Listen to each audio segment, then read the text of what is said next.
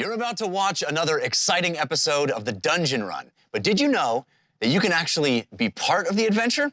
Tune in live on Wednesday nights at 6 p.m. Pacific time, and you can make your voice heard and help determine the fate of our adventurers. Hope to see you there.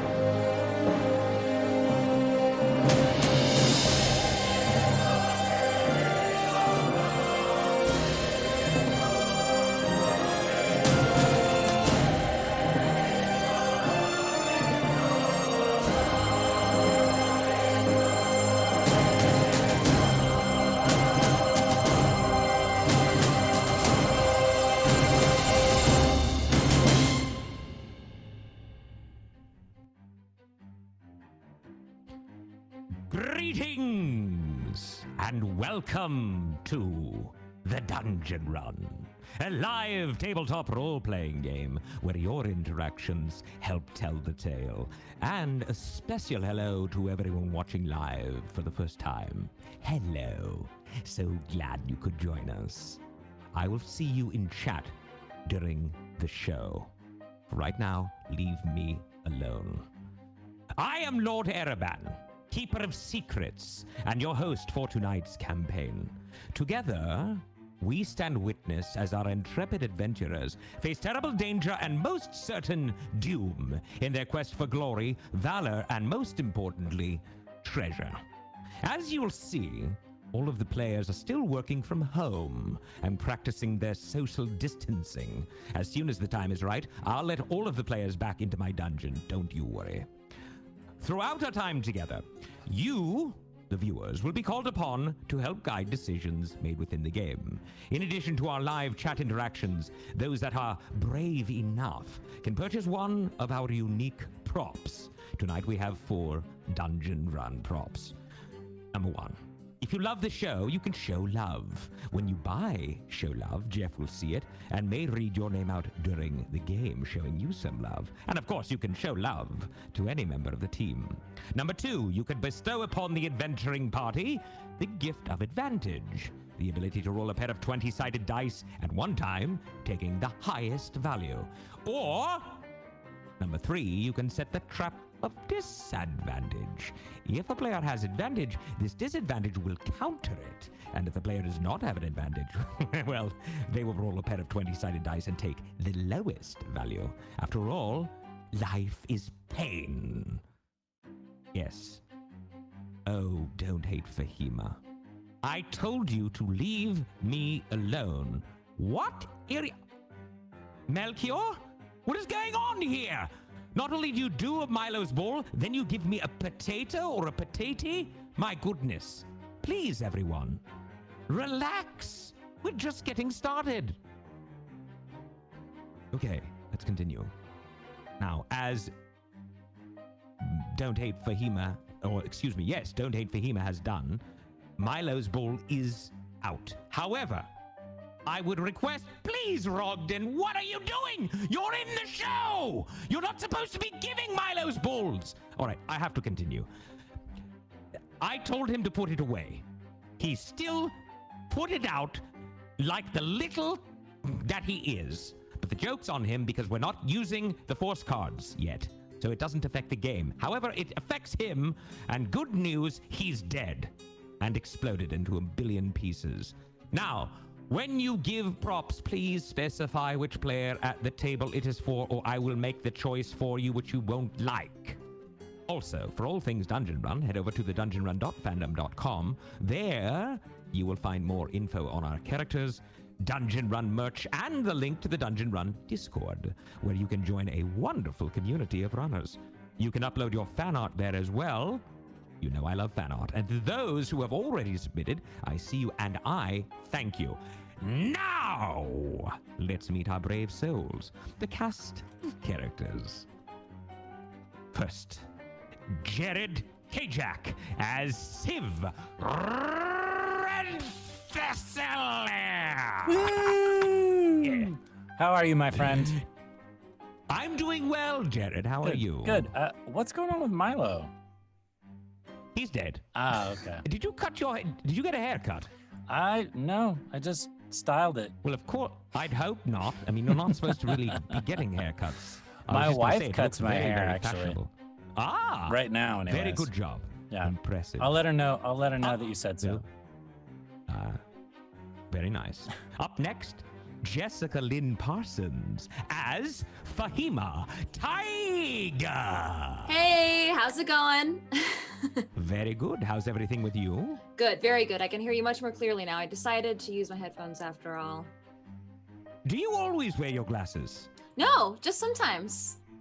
I was going to say something looked different, and I feel like it. There's always a layer between me and you when I put them on, so I take them off once we're done talking. Safety.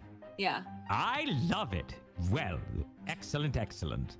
Next up we have Morgan Peter Brown as James Quilas. Like Jessica, I also fear being in the splash zone next to you, Lord Arab. Well, there is quite a big splash zone. By the way, I didn't get a spritz before we started, so I might have to do that after. You're looking pretty good. You're looking hydrated. Oh, I'm moist. Oh yes, I'm definitely moist. Good to know. Thank you. All right. And yes. on that note, I'm gonna. Up next, we have Ronald Ogden as Uggo. What's up, Flaya? How you doing? Hey, Flaya. Yeah, that's what I am over here. You're a Flaya over there. Blow your mind Flaya. and things, you know? Hey. Ronald, it's good to have you. Good to see you. It's been a Good to while. see Like you. a whole week. Like a whole week. You know, it feels longer than that. It really does. These weeks go by very slowly, thanks to Milo's deeds. Anywho, up next we have Katie Michaels as Lily Dumblestock. Oh, hey. Did you like how I said that? I really liked it. I have a question for you. It was much. There was less force behind that and more love and It was compassion. so gentle. It was very, Very nice. gentle. And your hair is now. It looks to be wavy and/or very wavy and nice and curly-ish. Thank you. I like it. Thank you. It's very natural. That's what it is. Ooh, I'm happy today. Happier than usual. All right. Finally, last but not least, our dungeon master, the man himself, or should I say the man, the myth, the legend, Mr. Jeff Carnata. Oh, you all right? You all right? Not really. No, I almost choked. I'm worried about you Jeff, there. how are you? I am doing fabulous. How are you? I was so excited. I cannot wait for this episode. Me I neither. am extremely into this. As the journey continues, I, Lord Ereban, will be joining you in your social conversations around the game, so keep an eye out for my avatar and comments. Oh, yes, and before we begin, I have a favor to ask of you. It would give me great pleasure if you would share the show. Just click below and let all of your admirers know that you are watching The Dungeon Run, the greatest show ever in the history of mankind and womankind and people's kind and humankind. Now, keep the comments coming. Be ever vigilant and let the dice roll! Hey. Oh, I'm so excited. I'm so excited. Welcome, welcome, welcome, everyone, to episode 52 of the Dungeon Run. Oh, Lucky my goodness. number 52. It is That's indeed a great. year's worth. It is. And welcome to anyone watching for the first time. We're so excited to have you. Fear not, it is episode 52, but we will give you everything you need to know to just jump right in here. I want to start by acknowledging the potato appetizers that everyone was given. Here's a smorgasbord of potatoes. Potato skins. Baked? Yeah. Potato skins got big potato appeal because they're made with potatoes and skins that are real. You know what I'm saying? No, I don't. We got a hold music potato drop from Cold Candor. We got Snake Master 89, Melchior at the Raven Queen, and Dresden Dark dropping potatoes. Now, if you're watching this and you're like, potatoes? What's that all about? Right. Urge you to Fair, join us for the fair. live experience on Caffeine if you haven't yet. 6 p.m. Pacific time, Wednesday nights. There's nothing like it. The community of folks that hang out, toss potatoes around, do all kinds of other fun stuff. We also got balloons. Wonderful applause from the audience. Mavith, yes. An old brownie. Grim Jow 90. Goofus McDorkle. It's always a Yeah, good show. Goofus. You know it's going to be a good show when Goofus McDorkle is here. Love for the Catman, Cheetar, Gimmick, David Gen Pro, R. Lopez 465, and others. Thank you. Thank you for those balloons. We're excited to get started. Let's catch everybody up, shall we? Please. Do it. Yes, please. It started as a simple dungeon run. 5 adventurers thrown together by fate, united by purpose, but haunted by secrets. Their quest to find and free the legendary Wardens of Ayn, the ancient protectors who have stood sentry over the realms for generations. It is a quest that has forced them to brave some of the most formidable locations on the planet, including the home of an enormous kraken at the bottom of the deepest part of the ocean. There, they battled a mighty warrior known as Yan Mo, a half-dragonborn Triton who commanded an army of amphibious creatures to defile and destroy Lily's island home of Bingle. But the team stood fast, defending the beach gnome community, forcing Yan Mo to retreat and becoming the Heroes of Bingle in the process. Now, the Heroes of Bingle find themselves with a new challenge. They have been catapulted back through time by powerful magic, leaping into the bodies of 5 sellswords working for another old enemy, the pirate Whitebeard, a ruthless mercenary captain hoping to cash in on a bounty set by the Shazengao Empire, a bounty for 3 fugitives on the run: Bao Zhai, the dragonborn princess whose sister sits on the throne; Choran, the Triton who became her beloved; and their son, Chomel, a 5-year-old boy born in secret who by rights should be heir to the Shazengao dynasty. A 5-year-old boy who is hunted by the Empire for his Triton heritage. A 5-year-old boy who the team knows will grow to become the one calling himself Yan Mo, the undrowned. Yan Mo, the leader. Yan Mo, the strong. The heroes rescued Bao Zhai and her son from inside a terrifying castle on the Isle of Rum, a haunted manor infused with madness and tormented by its own memory of past sins. A family torn apart, a woman wronged, a son corrupted and transformed into the Wicker Boy, a creature of sticks, the burned husks of trees animated by an old evil. The team sailed to the Castle Rum by using a substance called the Liquor of the Dead to protect them from a terrible psychic assault, an attack on their sanity, causing paranoia, distrust, and violence. Once, not so long ago, the castle itself rested on the very spot in the ocean that evoked such madness. It was said that the Quake Warden himself had reshaped the rock of the island to detach and isolate the castle, to put open water between it and the rest of the isle. But the anomaly remained, causing anyone who sailed over that spot to be vexed, their minds twisted and ravaged. Lily and James had secured the Liquor of the Dead from a lighthouse keeper, calling himself the Viscount Winger-Sticks Envoy, a strange, bedeviled man, clearly suffering effects from prolonged usage of the vile drink. He allowed them to dig up a jug of the beverage from inside corpses, where it was being distilled, in exchange for a promise that they give him their own cadavers upon death. But the team discovered that the lighthouse keeper had once worked at the Castle Rum under the name Jaspin and murdered the noble family who lived there, setting fire to the property and burning them alive. They rescued Bao Zhai and her son and lifted the castle's curse, escaping a horrible demon known as the Lord of Crows. As they returned to their ship, anchored offshore, they discovered it had been disabled, the sails shredded by the beaks and claws of countless birds. The Lord of Crows was still out there. Repairing the ship, the team sailed once again for the Isle of Rum, this time avoiding the peculiar beam of light, casting a pathway along the water from the lighthouse to the castle. Along the way, they made some surprising discoveries. Fahima experimented with the liquor of the dead, learning from its magical properties how to harness the power of necromancy to use her own blood to heal others.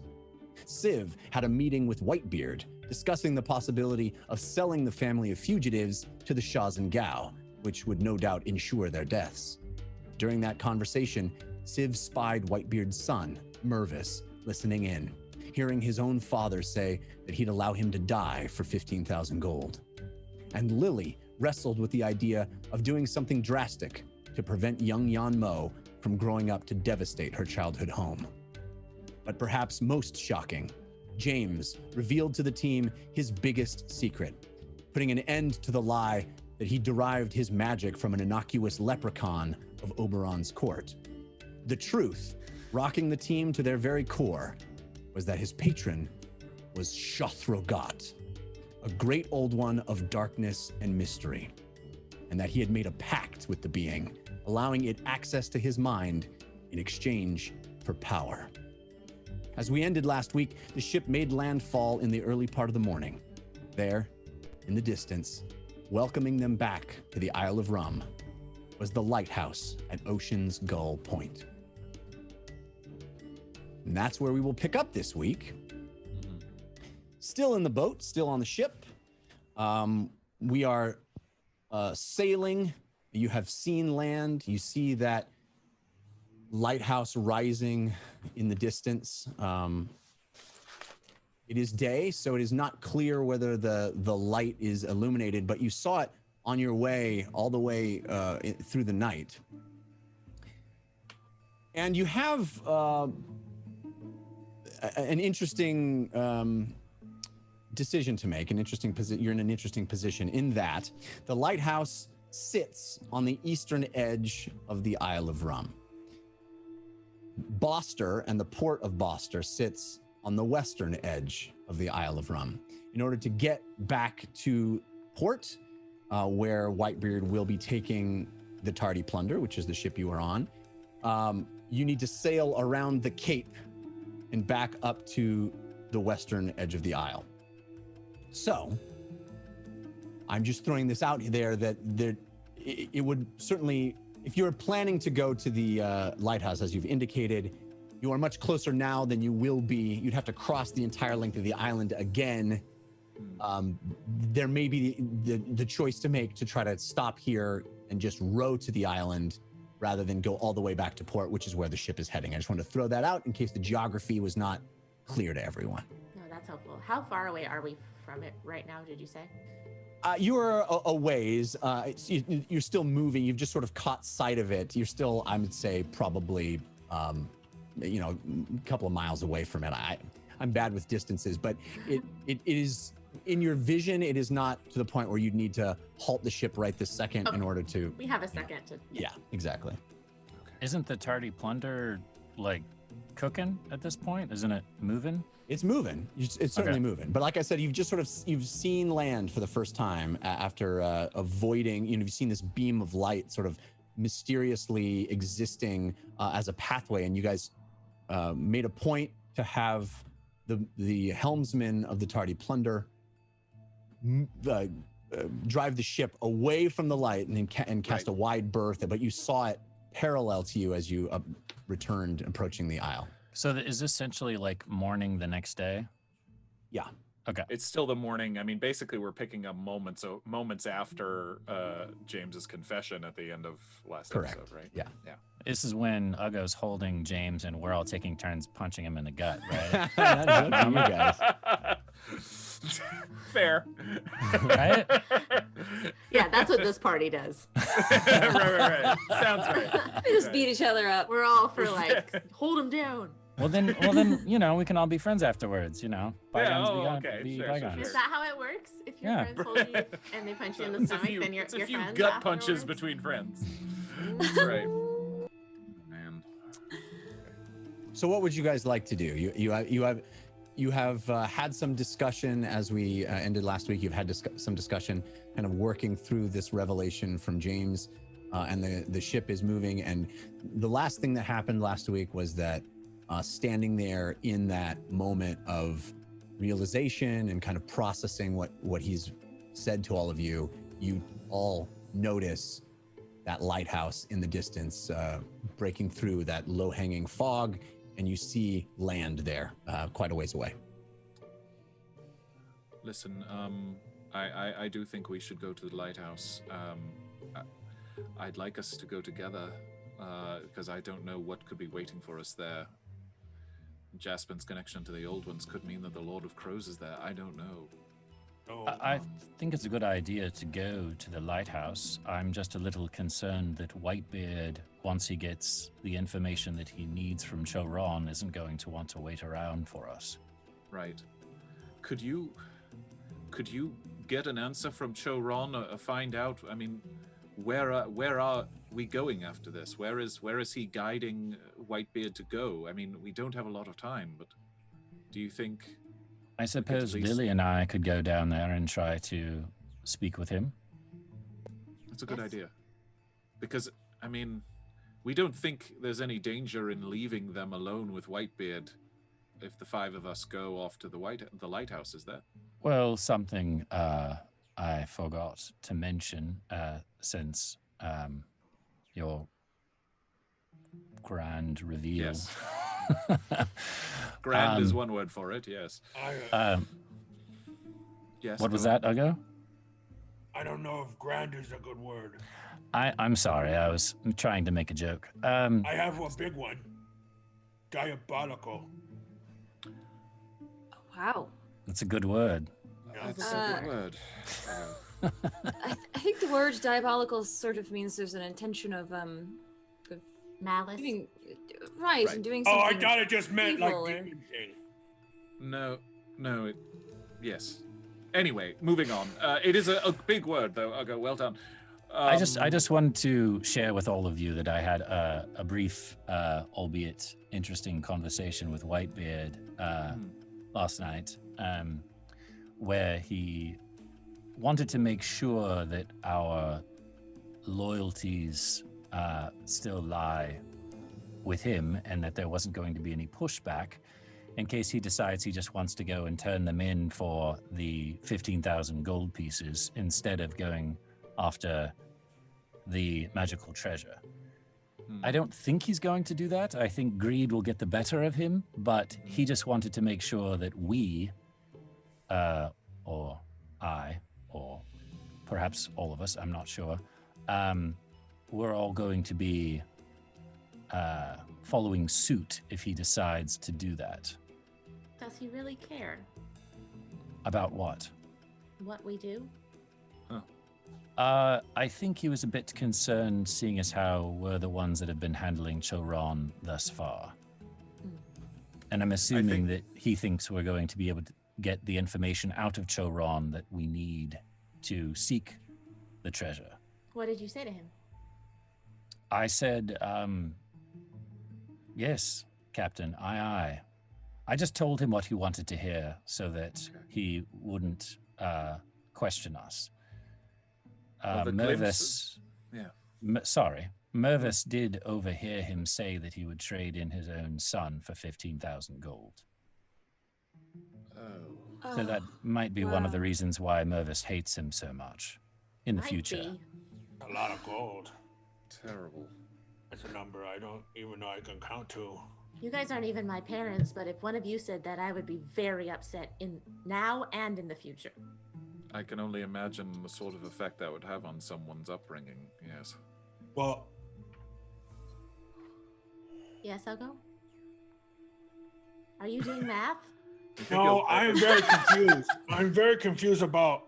I couldn't tell if you So were do we want Yanmo to live, or do we want him to be captured, or I'm confused at where we stand with Yanmo. I thought the idea was that we were going to go along with Choron's plan of procuring this treasure, I think we at have least to begin with, Yes. and then hopefully giving them all the opportunity to escape. That was before we found out that Yon Mo was Yon Mo. Okay, well, I'm just trying to make sure that we stay in the lines of what James has said about time. And in this instance, it seems like we are diabolical if we do and diabolical if we don't. Well said. I think. Listen, we have no way of knowing what are all the parts of the equation that turn Chomel into Yon Mo. It's possible it's connected to the old ones. It's possible that the fact that his mother was driven mad by the cloud is one of the things that will turn him into I mean, you know, yes. As I said before, I'm pretty sure that the fact that the dragonborn people want him dead is probably going to be enough to drive him the way that Certainly he turns not into. going to help.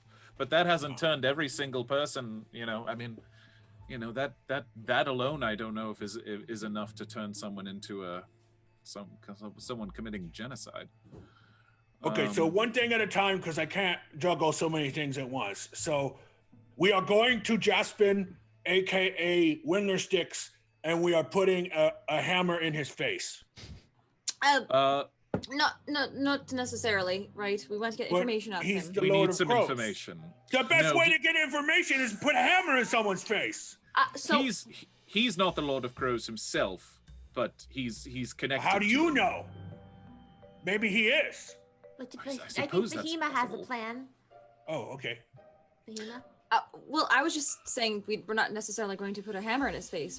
We have to talk to him, and I'd We certainly need like to know a information. little bit more about why he did what he did. So a hammer to his knee. Okay. What do you think we should do, Fahima? Sure. Well, Not to put you on the spot about how to talk to a dead man who talks to other dead man, but you know. right, no, just casual everyday questions. I Seems like it these days. I agree with James. I think we should go and get more information. And I don't know. It seems like while we're not going to change the future if we know more information about the Dark Ones, or we won't necessarily change John Moe's future. Perhaps this is something that this timeline wants us to know for our own timeline. So I don't think we can not go. And it's possible that by finding out more information about the old ones, we could help Chomel and his parents avoid whatever happens to him. I don't know.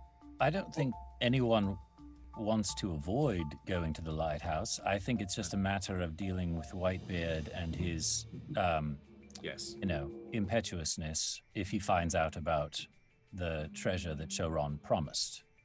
Maybe you should also talk to Whitebeard about, you know, that we're going to go quickly. We won't slow him down. We're going to go to the lighthouse. And I don't know, you think Whitebeard would be gung-ho if we were like, we're going to show that guy who kind of caused all that trouble back there at the Castle Rum. We're going to give him what for, and maybe Whitebeard will give us his blessing. I don't know. What if we told Whitebeard that we needed to get more liquor of the dead, or it would be good for him to have a supply on his ship? That's a pretty good That's a idea. good That's idea. not a lie.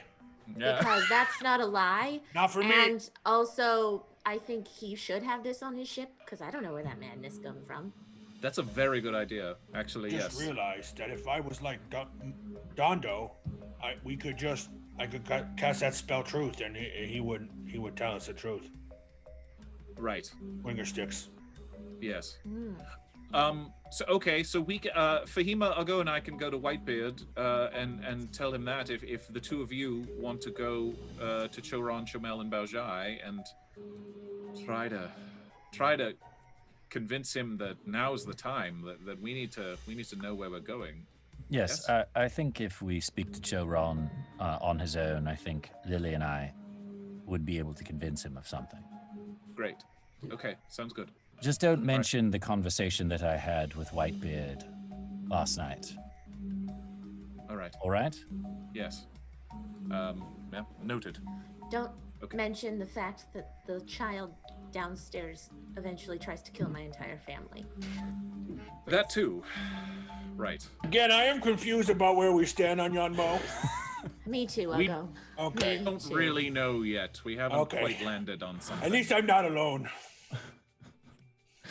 All right. So, what should we do first? We're we have two groups, and one is going to Whitebeard, and one is going to down to the chambers where Lily had actually asked to stow the family, Baojai, Chomel, and Choran. Hopefully they're still there because I said I was watching them. Well, I believe you guys left the door locked, Oops. right? They are locked inside. So yes, they are still down there. I don't think they would attempt to leave anyway. We can do that first if you like. So that is Civ and Lily. Is that correct? Yeah. Okay. So the two of you go below decks. Lily leading Civ down to the chamber where they have been left. You get to the door. It is still closed and locked. You hear nothing through the door. What would you like to do? Civ, Yes. what's our plan in here? I don't think we need to discuss this in front of Baojai or Chomel. I think if we can get Choran by himself and speak with him, and hopefully now that he's got his family with him, he's going to be a little bit more amenable when it comes to giving us some information to work with. Okay. He might not tell us everything. In fact, if I was him, I wouldn't. But I would hope that he gives us something. Otherwise, Whitebeard might very well just go and turn him into the Shazamgao. Correct. I'm beginning to think that nobody tells anybody everything. That's just life, huh? Perhaps. Okay, well, Are you, before we go in, are you all right? I don't know. I am very angry at James, and I don't know what to do about the child. Yes. Yes. I'm just trying to, process it myself before I do anything irrational or make some move that I'm going to regret in the future, or I guess in the past. Right. What do you want to do, or is that muddled? I mean, initially, between you and me, I wanted to get rid of the child, but he's a child. And also, I don't think that getting rid of him solves my problem. Our problem, the world's problem. I think he's a middleman. You know? Yes. I don't know to whom, or, well, I guess it's the Ashen Mage. Presumably. And perhaps something working in the depths behind even that. Correct. I agree with you, and I'm glad that you say that, because if there's one thing that I can empathize with, it's a child being raised in an environment that teaches them to be corrupt. Yeah. I mean, if I really had my way, I'd teach him to go live on Bingle. I'd send him to Bingle right now. You know? I'd have Well, him we be could try. raised by We could my try to get parents. them. We could try to get them there. It's true. We could try to sneak them away if that's what you want. I mean, if you're there, once you're on Bingle, you couldn't possibly hate it, could you? No. It's by far the warmest, nicest, most caring place I've ever been in my entire life. Thank you. I think so too. But sometimes I think that maybe I'm a bit naive in thinking that everyone sees that. And everyone doesn't have to. Anyway, to answer your question, I don't know what the best thing is to do, and I don't really know where I stand. I feel very conflicted. I know that's not helpful. Well, if there's anything that I can do to help, just let me know. I can tell that you're welcome. I can tell that you're feeling tortured in all of this. I wish there was something I could do to make it easier. Well, that's not how life works, huh?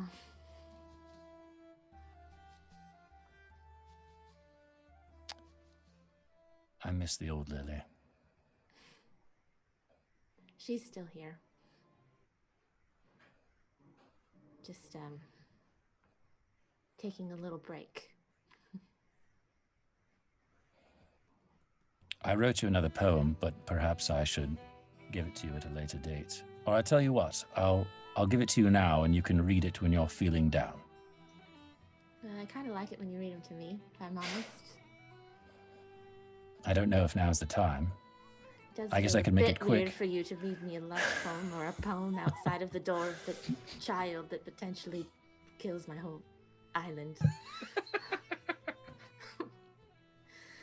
There's never A bit tone deaf on our part. there's never really a good time, is there? No. If anything of our time together has proven it's that, right? Yes. All right, I'll make it quick. Okay. Okay. Maybe we should just step away from the door. I just feel weird looking right there. Just down the hall. All right. Okay, I'm ready. You ready?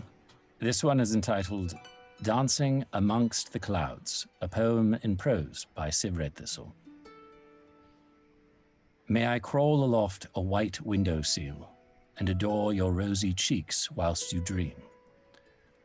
Shall I slink through long, tall reeds, arriving at the locked door of your soul? The shadowy spectre of shame haunts my blood. Can the canvas of my heart be painted in fine kisses? A touch, a song, a gesture, a scent, a sweet embrace. Tiny smiles that warm my veins in white-hot passion. May cleansing tears rain down from the candle queen, missiles piercing my flesh and eyne with truth. Vows buried deep in the ground, seeds of affection slowly sprout. Morning dew manifests on blades of grass.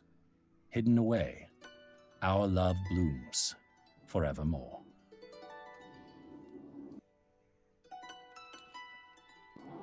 I know I said you couldn't do anything to make me feel better. But I guess I was wrong.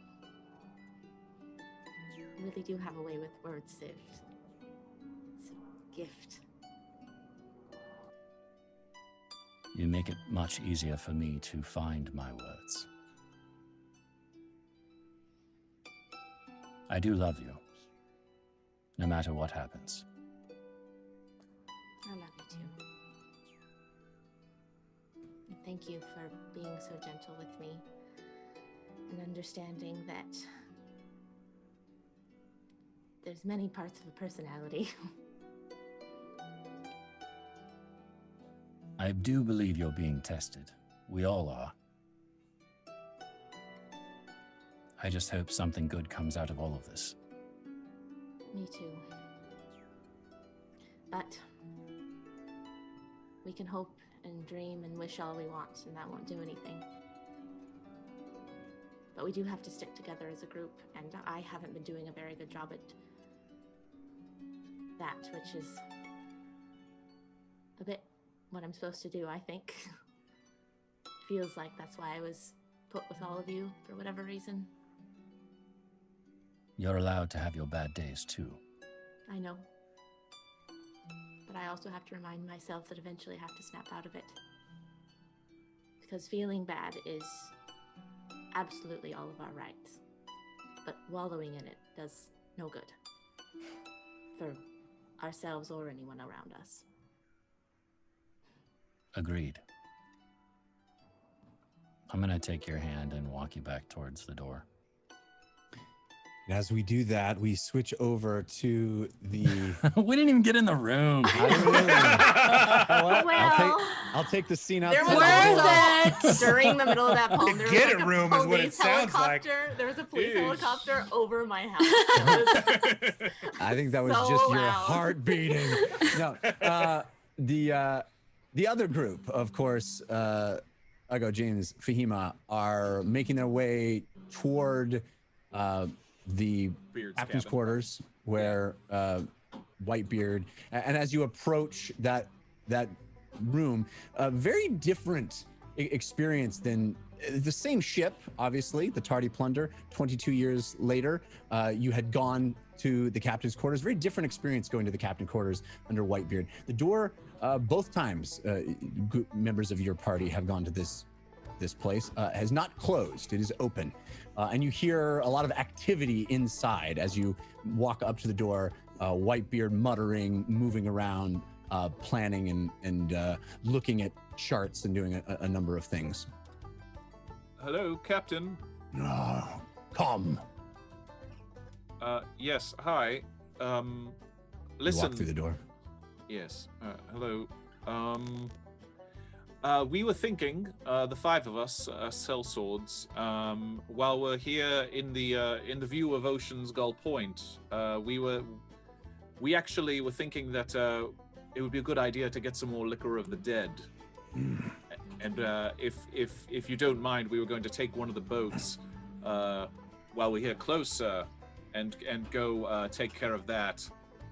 And Not really we could. my flavor, you know. I appreciate that you like that stuff, but not really to my taste. No, yes, but it can definitely be helpful if ever we run into so many of those ghosts that you killed back at the castle. Right. Yes. Right. All right. You want to take the boat here and make landfall on the eastern side. Yes, and we could either meet you back in Boston, or we could, depending on where we're going next, we could, I could send you a message and we could communicate after the fact. So just you three or all five? All five of us, yes, yeah, the five of us. We're potentially worried about we ran into a little bit of trouble last time we went to the Lighthouse. So in case there's any problems, but we'll be fast. We'll be able to move faster that way with the five of us. We'll get around the Cape and make a port at Boston again. I want to get back on Whitebeard's itch. We'll have to move a lot of supplies back and reorient the crew. Lots to be done, of course. Of course, yes, absolutely. Yes, yeah, we're keen to move quickly as well. So.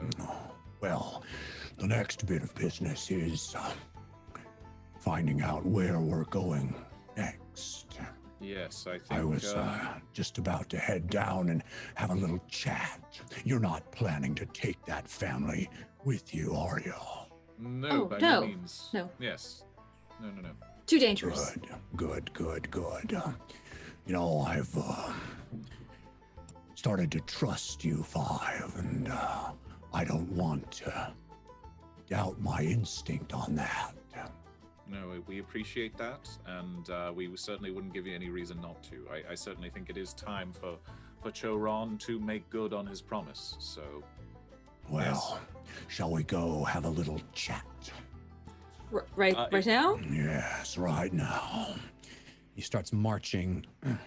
Actually, there was one more thing, and I'm making eye contact with Fahima Nugo. There was one more thing that we wanted to discuss Walk and quickly. talk. Oh, okay. Actually, but about this map, the map, there was a question. There's something I was very curious about with the What? Okay. the castle He and the turns around and lighthouse. comes back. Yeah. What do you need? Right. We saw this sort of markings for topography, and we weren't sure if that's an obstruction in the water or if there's and you know what it was? perhaps It shallow was that, water. that island that Choron's magic item created back there. Fahima and myself were having a very interesting discussion. That could make a very interesting base of operations. What are you guys talking about?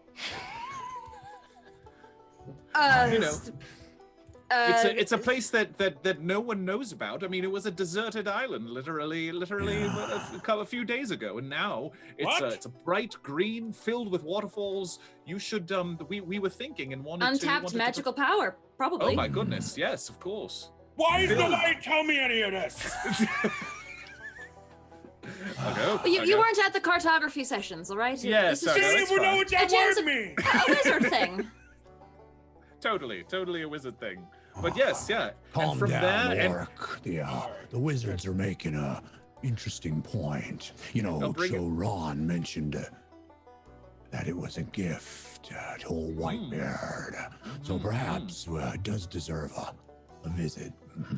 Yeah, I think it could be. Maybe after we get this other magical treasure, it could be, it could be a very interesting look, and it's a central location. I'm like pointing at the map, basically trying to make a big show of and from here you could raid these. You could build your own government. You could build your own schools. Educate your son. Let him, play in the field. Infrastructure, bridges. The game must be fabulous. Okay, but while this is all happening, right now. While this is all happening, while the elaborate dumb show is happening,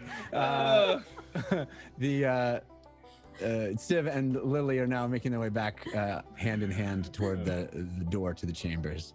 All right. I will take out the key and unlock it. Mm-hmm. And then I'll just peek my head in to see, kind of open the door slowly, so not to start a gentle knock, I guess, and then open, so they don't think we're just barging in. There's a bed, and Chomel is in the bed, and the two adults are sort of huddled nearby, whispering to each other as the door opens. Both of them stop talking and look back at you. Choron. Yes. Could we have a word really quick? Come in. It's Civ and I.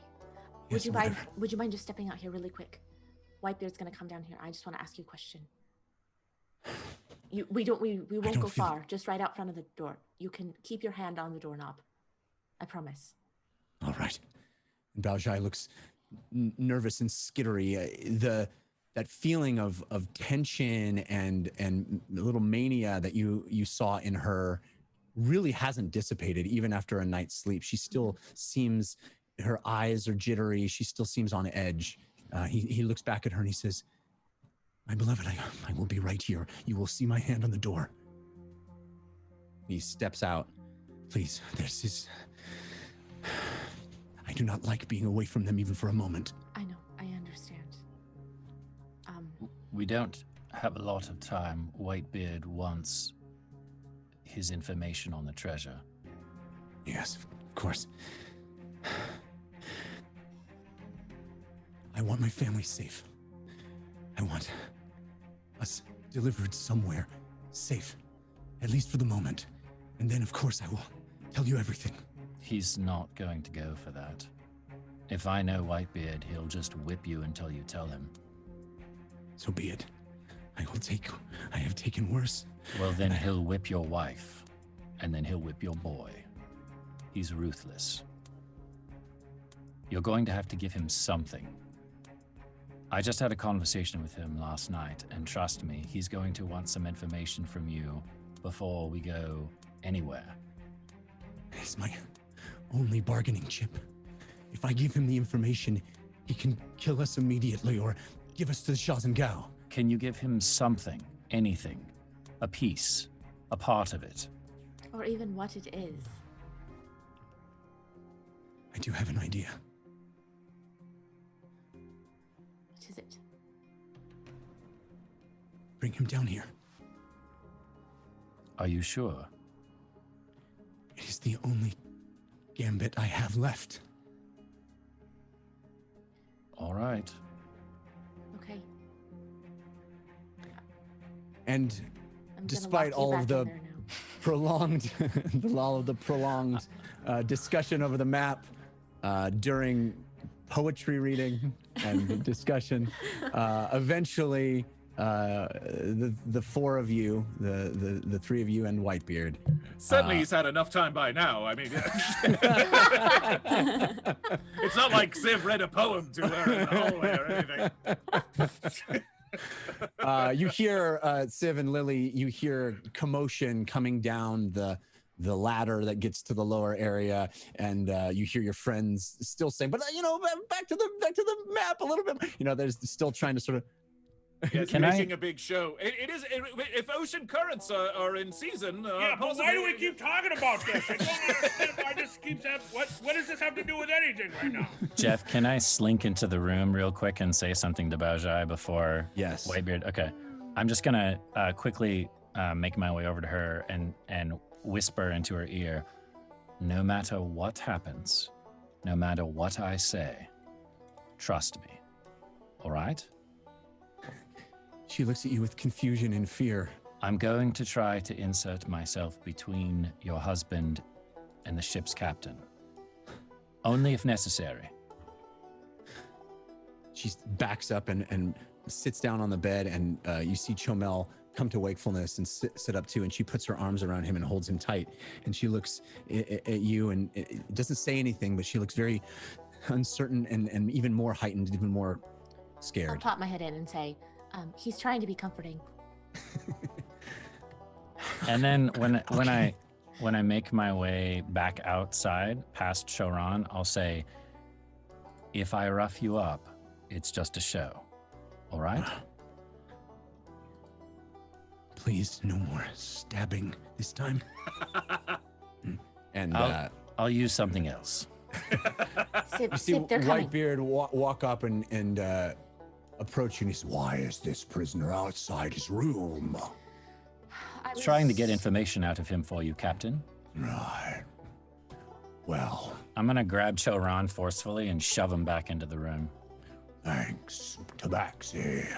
and Choron puts a big boot at the bottom of the door and kicks it wider open and steps in, and you see Baojai holding onto Chomel and looking at him with fear, and Choron looking at you, Civ, and looking at all five of you and sort of standing back, and he says, I am in my cell. We are not a threat. We are not a threat. Oh, I know.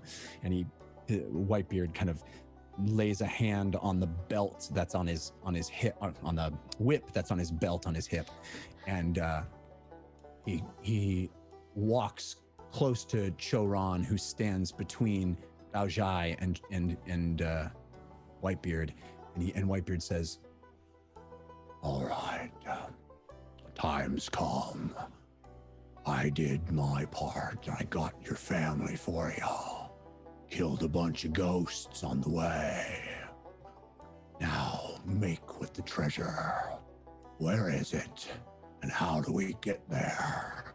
Can I get behind Choron and put my hand on his shoulder, and then I'll put my boot on the back of his leg and knock him down to his knees after Whitebeard finishes speaking? Sure. We've followed Whitebeard down the hallway too, kind of busily. So I get the sense like probably James and Fahima are like looking in, Agora sort of looking in from the hallway. Yeah, I assume all of you would yeah. be able to fit in this room should you so choose. You can all be privy to this interaction. Civ comes around back, kicks the back of Choron's leg, and he comes down to his knees, and you see Baojai and Chomel kind of squeals a little bit and looks, and she pulls him in and holds his head. I'm no threat. And he, Choron looks at you, Civ, and he looks back at Whitebeard, and he says, I will give you the location of the treasure cache. I promise. I need my family safe. Oh, where's your family safe?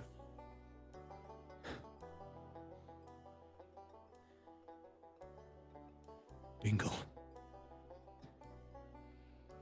Take us to Bingle. It is a place of peace. No one would dare bring violence to the shores of Bingle. They have a long-standing covenant with the Shazengao that dates back to the end of the war. A strike against Bingle is a strike against the Shazengao dynasty itself. I will awaken mind to Lily. Are you all right with this idea? I'm trying to meet her eyes. She, of course, can't respond to you unless it's out loud. Yeah. No, I know, but I'm looking at you closely. I mean, Whitebeard's got his back to all of them anyways, right? Right. It's true. Yeah, I mean, I'll give you a look that's unsure. Choron continues. They have deep ties to the Tritons as well. You do not maintain a destination like that without long-standing friendships. Will-o-wisp, Dumblestuck will not betray me. You expect me to just drop you off and take your word on the location of the treasure? No. No. This one, And he indicates James, has been in my brain. I suspect he has been in yours as well. Hang on. I'm gonna pull his hair back, and I'm gonna send my claws out and put my claws up underneath his neck. When he says that.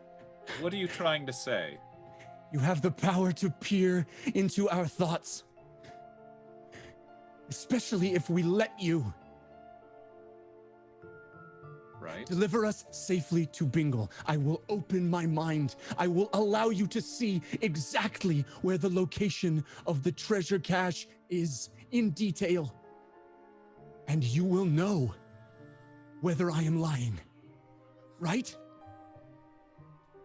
I look at Whitebeard. I look at Whitebeard and everybody else, and it's like, right?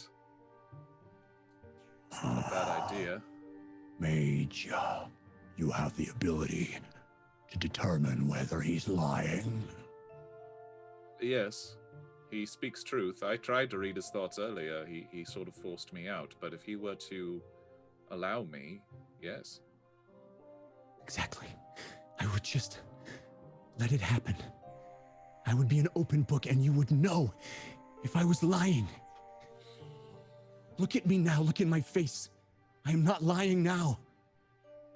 and Whitebeard rolls an insight check. He rolls a 3. He looks confused, and he says, What's to stop me from just killing you where you kneel now? Nothing.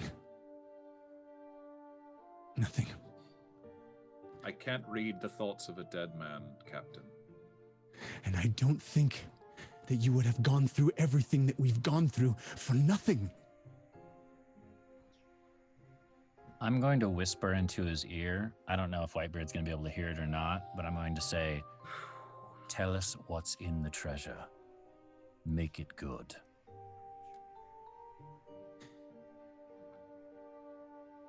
Look at my eyes, Captain. I am telling you the truth. This treasure has power beyond your wildest dreams. It is quite simply the most potent weapon ever devised. Gold, jewels, and a weapon.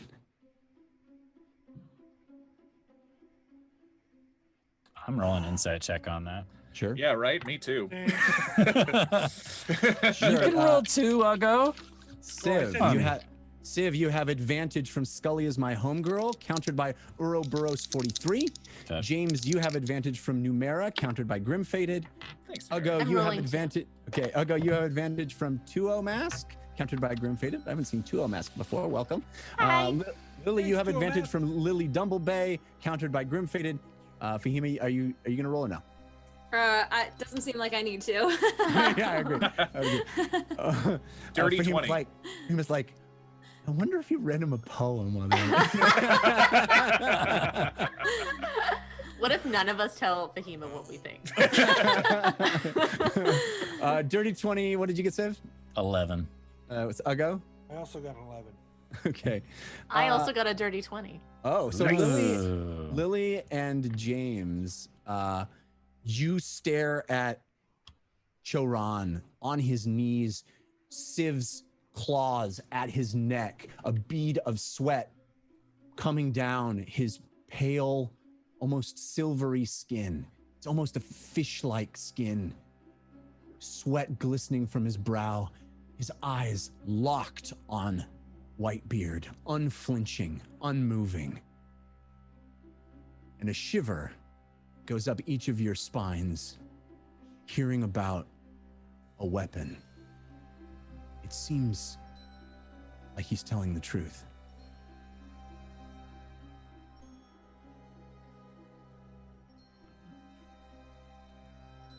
Captain, Yeah. it's worth it. So. Even you- if he's lying, sir, in the most you get out of this is that island, that base, you're already ahead. I mean, Captain, if I can be frank, it sounds to me like we have the option of a very boring run for treasure or a true pirate adventure. I do like a good story. And Indeed. quite frankly, turning him in for a ransom that is set to anyone is pretty boring. No offense. Well, it Also, it might seems not to look me. good for the men. Just saying. What? What do you If say? you're willing to turn people over to authorities, what's to prevent you from turning over your crew to the authorities? Snitches get stitches is something I've heard passed around the crew. That's an old It's a folklore. very old prime pirate thing. James read that in like a fiction book at some point and was like, I like that. That was in the menu at the restaurant where we had the brawl. That's That right. was not- Yes, Krusty exactly. Station. The Krusty Station's motto. Snitches get stitches. I'm gonna have I'm gonna have a large lager and the snitches get stitches, please. Oh, it's so good. Sorry. The extra butter sauce. Oh, it's so good. All right. Anyway. Whitebeard hears that from both of you, and It seems to me this plan requires me to trust the Triton and to trust you. he turns to James.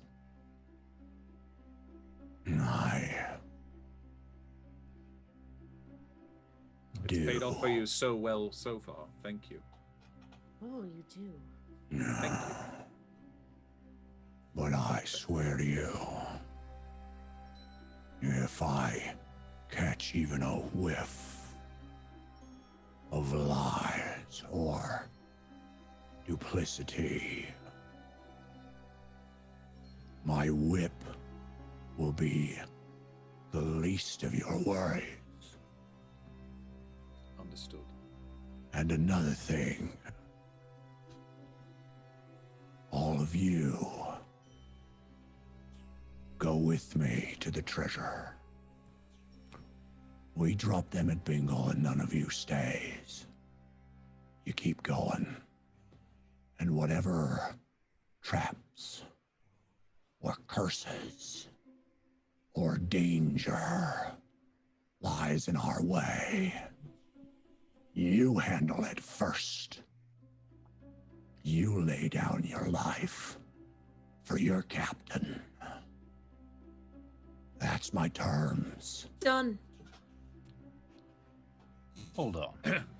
I lift Choran back up and put my claws back. If we're going in first,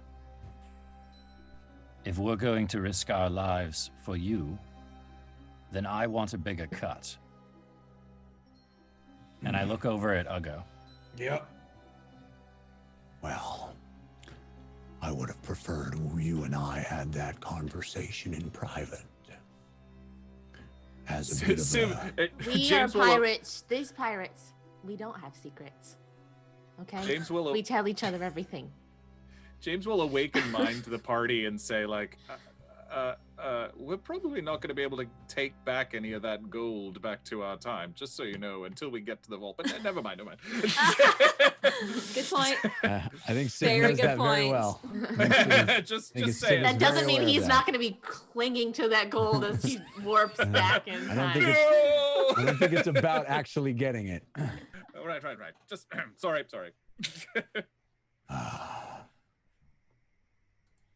Oh, so each the 5 of you wants a bigger cut.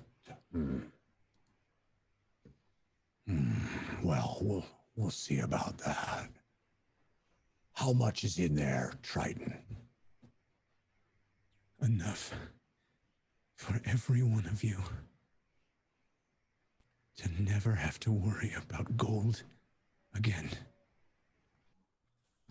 If you think 15,000 gold is a lot, I do. imagine what it must be for the Shazengown to promise that much for us. Drop in the bucket, probably. Yeah. A big bucket. Well, Big drop. it sounds like I need to talk to Saugus about a new destination. We're going back to port in Gloucester. We're gonna Excuse me. supply up. Yeah. Sorry to interrupt you. I know you were in the middle of a monologue, but I just want to say, maybe this was already discussed, but if we're going to come with you on this adventure, there's one thing that we're going to need. We're going to need more of the liquor of the dead, because I don't know if there's more madness out there, but if we don't have it, we are in no situation to battle it right now, because we're... Lily, yes, we already blinded. discussed with the captain, Okay, and no, just making he's agreed to give us a lifeboat. And in fact, if we're done here, we should probably be on our way, and we'll meet you in Gloucester. Well, know this. If you're headed for danger at that lighthouse, I give you 48 hours. It's about how long it'll take us to supply up and transfer the crew. Beyond that, I kill these 3. We scrap the plan for Bingle, and I collect my 15,000. So, I guess their lives are in your hands. We'll make the boat. 48 hours. Don't you worry about that. Or at least one of us will. I'd keep my eye on that one. And he turns and walks away. We should. I just turn and look at Lily, and I have my hands up like, What? What?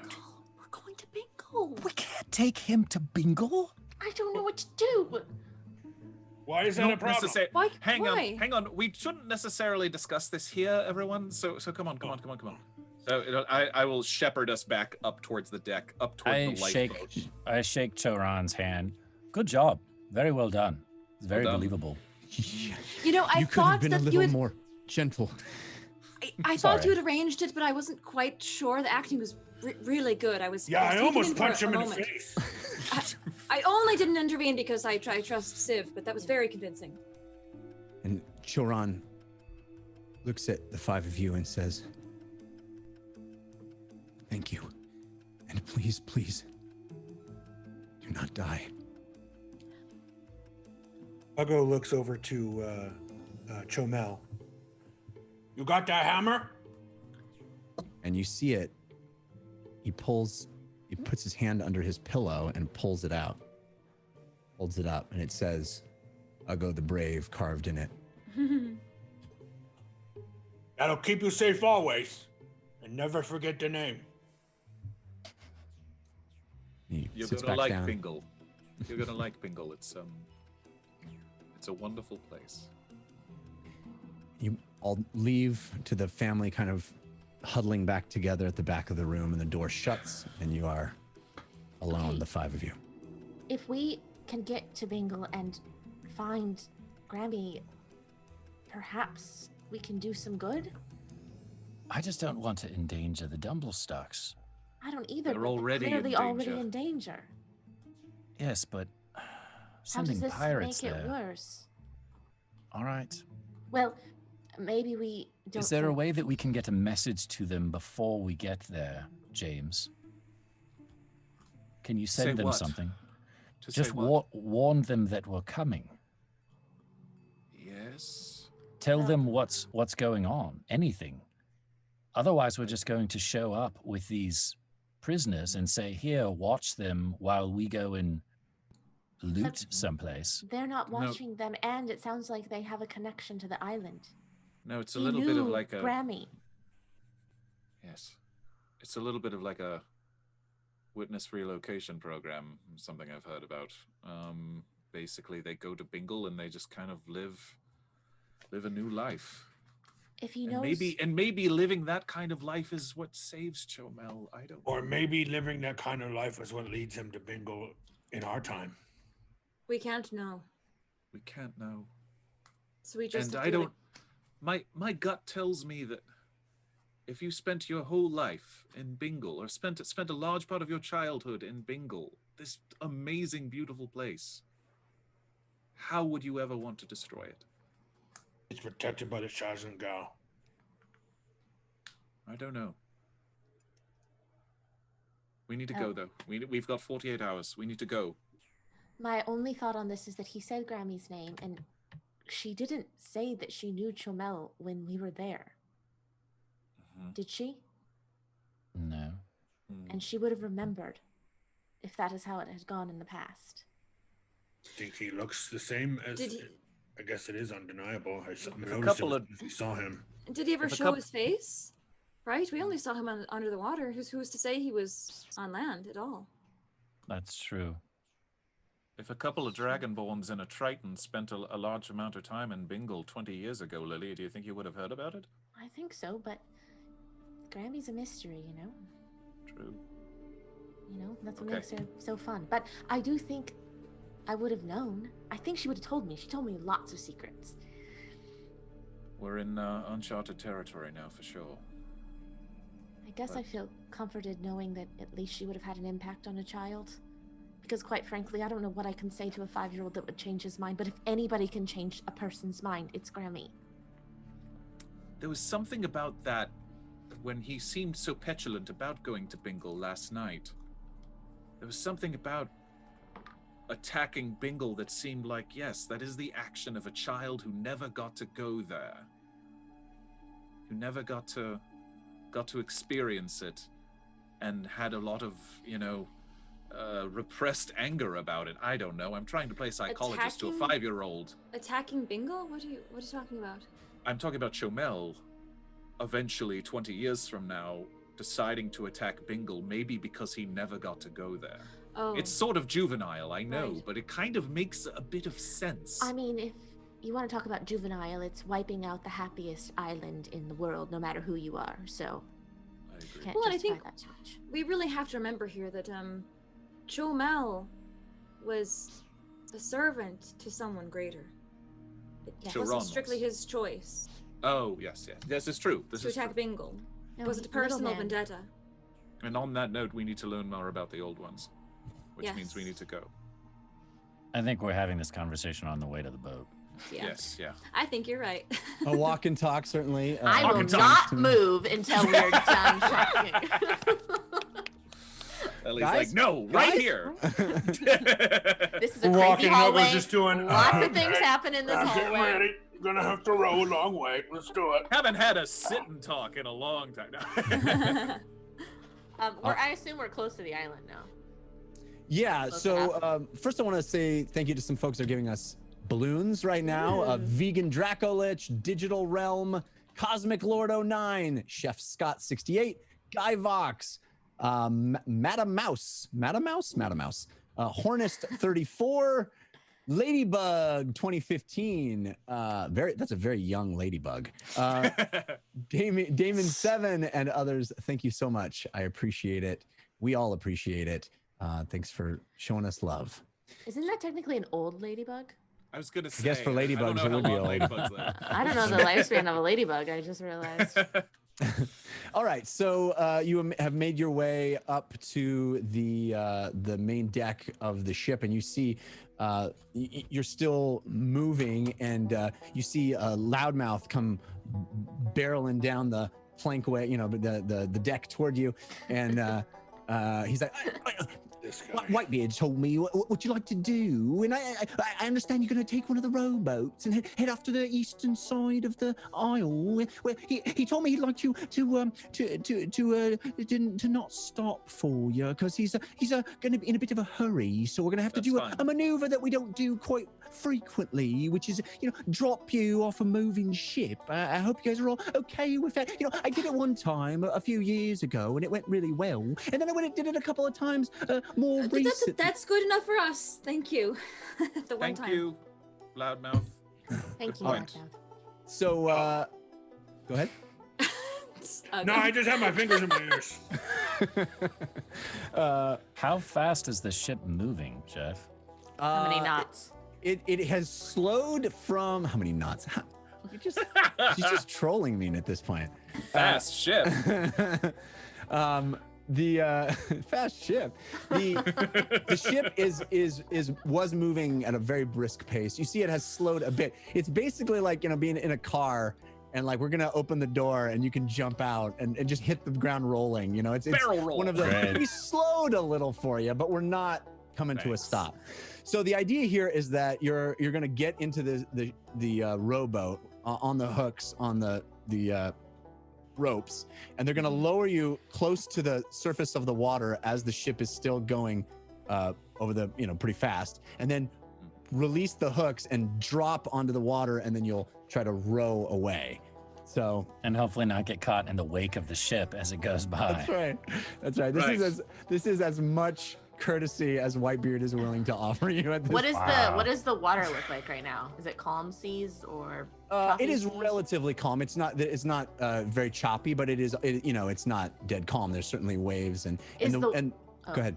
I was just gonna say, because I feel like a lot of times lighthouses are like a break area. So is it choppy gluing into the lighthouse? Yeah, the Tardy Plunder is not going to be able to get close enough. It's not going to get beyond the break, right? So yeah, you'll be beyond that section, and so the water isn't as calm as it will be once you do get past the breaker. But yeah, so it's going to be it's going to be an interesting experience dropping into water alongside a very large Tardy Plunder that's pushing water away from it as well. So everybody climbs in, and you see Loudmouth at the top. He's like, all right, boys, just give a signal. It can be any kind of signal you want. You can give me a wave or a thumbs up, or maybe one of you wanted to shout something. We could come up with a key word if you'd like. One word. How about shut up and do it? That works for me. And he points at the a couple other crew members who start cranking the winch that the rope is on. What's the word I'm looking for? The crank. Winch. Yeah, and it's as you start, it starts lowering, kind of herky-jerky toward the surface of the water, and you're all sitting, the five of you sitting in the boat, this rowboat that you've been in many times at this point, and you watch as the water underneath you gets closer and closer, herky-jerky, going down the side of the boat, moving up past you. Brand new ship this is, so you see this pristine hull as you get lower and lower down, but again moving below you is that water at a fairly brisk pace. The ship is not going. I'm sorry, go ahead. I would say the ship is not going as fast as it can, but still at this distance from the water it looks pretty intense how fast the boat is going. James would like to hold on to Ugo very tightly because he's fully aware he has a reputation of falling off of things. So, Ugo, I hope you don't mind, and I'm just going to hug him from the back, like I'm on the back of a motorcycle or something. I've gotten used to it. It's all right. I just, yes. It's all right. I got you, James. I got you. Thank you, buddy. Another thing we should try to keep in mind here as we're getting lower down is trying to keep this boat as balanced as possible. So if we can kind of distribute our weight as much. James, you can stay on. I'll go, but Thank you. maybe Fahima and Civ and I, we should try and distribute. How Sure. many feet down is it? From the ship? Yeah. Easily 30. Easily 30, just about Yeah. 30? Yeah. Uh, go ahead. okay, because the image I'm getting is that we're trying to go down a ladder or something similar, right? To this. No, We're in the no, we're in the we're boat in the and it's boat. being The winched boat is being down. lowered, and what's going to happen is one of you is going to need to be at the bow, and one of you is going to need to be at the stern of the little rowboat, and you're going to have to detach the two ropes that are holding it Yeah. parallel, perpendicular to the thing. Right. Parallel to the thing, I guess, is more accurate. At the same time, so it drops into the water, and then you row away from the boat that is still going. What could possibly go wrong? And that's 30 feet from the No, top no, to I the thought bottom? you meant no. Sorry, I'm confusing The you length and of myself. the ship, the length of the ship that you're being lowered down is about 30 feet. You're gonna drop to the water 2 or 3, 5 feet tops. It's not a large distance that you're dropping. The dropping is not the issue. It's the landing and moving. Like the water. Titanic. Well, it is a bit like going Like off the of lifeboats, right? Yeah. Yes. Yeah. I mean, Okay. this is literally a lifeboat. I'm and- so sorry that my oral comprehension's so bad. I can't understand sometimes. No, I appreciate the clarity. So there's many people who appreciate the clarity. Yes. Yeah, I didn't do a very good job of describing it. I didn't anyway. mean that as an insult to you. No. No, That's not great. at all. No, you were clearly insulting the audience. I got it. Our audience clearly needed it. So what we're gonna need is somebody to do the. I'll do the bow. The bow, and then someone else to do the. I can do the Stern. stern, Okay, the rear. so I want each of you to roll a dexterity check. All of us or just the two No, of them? just the two of them. Okay. Roll it at the same time. Oh, that's so much more fun. Okay. Civ, you have advantage from scented meat, countered by Grim-Fated. Lily, you have advantage from Mountain Geek, countered by Cosmic Lord 09. Oh. So on the count of 3, 1, 2, 3. You did it already. You already rolled. ruined this plan. Go ahead. Okay. 24. 19. All right, both of you manage to release it almost at the exact same moment, and the ship goes down 3 or 4 feet onto the rushing water. Boom, boom, you hear it splash, and immediately the wake that's being cast from the side of the boat pushes all of you, and everybody roll me a dexterity saving throw. That side of the ship, get to that side of the ship, balance it, but don't overcompensate. If you have advantage from Scully as my homegirl, countered by Grim-Fated. James, you don't have to roll. You're at the mercy of what happens to Uggo. Actually, All right, fair. Actually, you roll me a strength saving throw, and we'll see how Oh you hold up. no! That's so much worse. Oh no! Much lower DC. Civ, you have advantage from Scully as my homegirl, countered by Grim-Fated. Fahima, Got you have that, advantage from Doug in Texas, countered by Grim-Fated. James, you have advantage from Scully as my homegirl, countered by Grim-Fated. Uggo, you have advantage from the Brush of Tea, countered by Grim-Fated. And Lily, you have advantage from Angel Devilson, countered by Grim-Fated. Whatever we get. 25. 17. On my strength saving throw, 13. Okay. 19. 17. All right, Nice. We're ready. We're focused. Yeah, you take that wave in stride, and the whole rowboat rocks and lists to one side, and you all sort of grab on and you brace yourselves, knowing what was coming, and the boat kind of turns a bit and starts to almost surf on that wake and propelled off in a trajectory sort of toward the lighthouse, toward that breaker, and you get actually some speed going, all of you hunkering down and getting into position, Uggo pulling up the oars, and now you're kind of like jetting across the surface of the ocean, rocking and moving, but all of you James hanging onto Uggo, everybody holding onto the sides of the boat, and you're just moving across the surface. James, it's gonna be a bit choppy, and I know sometimes your stomach doesn't like that, so just try and focus on one point, okay? Thank you. And Yes. keep breathing. Right. I'm going to conjure him a bit of ginger. Oh, To chew on. Yeah, just that's chew so on that. nice. It'll Thank disappear you. in an hour, but the taste can help settle your stomach for a bit. The That's mind can helpful. heal you sometimes. Ah, thank you. I mean, technically, it would disappear the moment it hit your stomach because any damage the item takes from your stomach has a Placebo I'm effect. sure it's delightful. I'm sure. It's Oh, nice. just your DM chiming in with some logic. I'm sure it's delightful going down.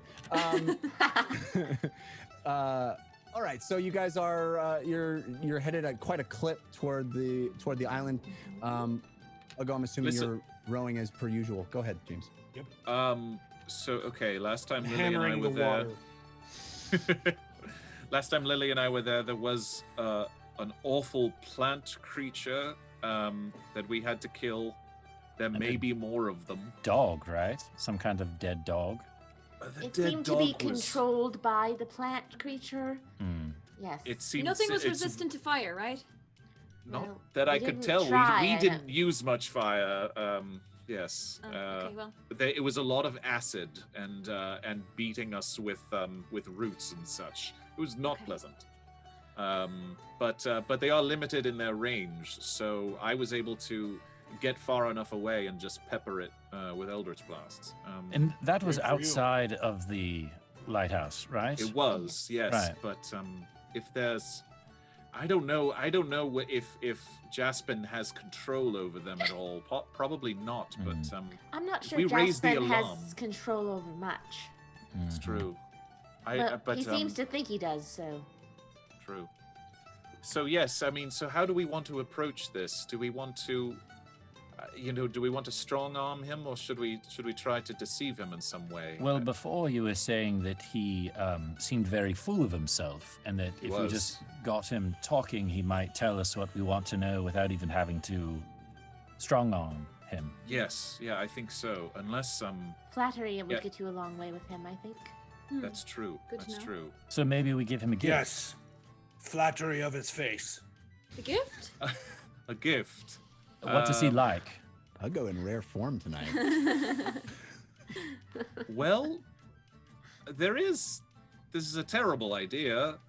We did promise him our bodies. I'm Do you plan on giving him your sorry? body?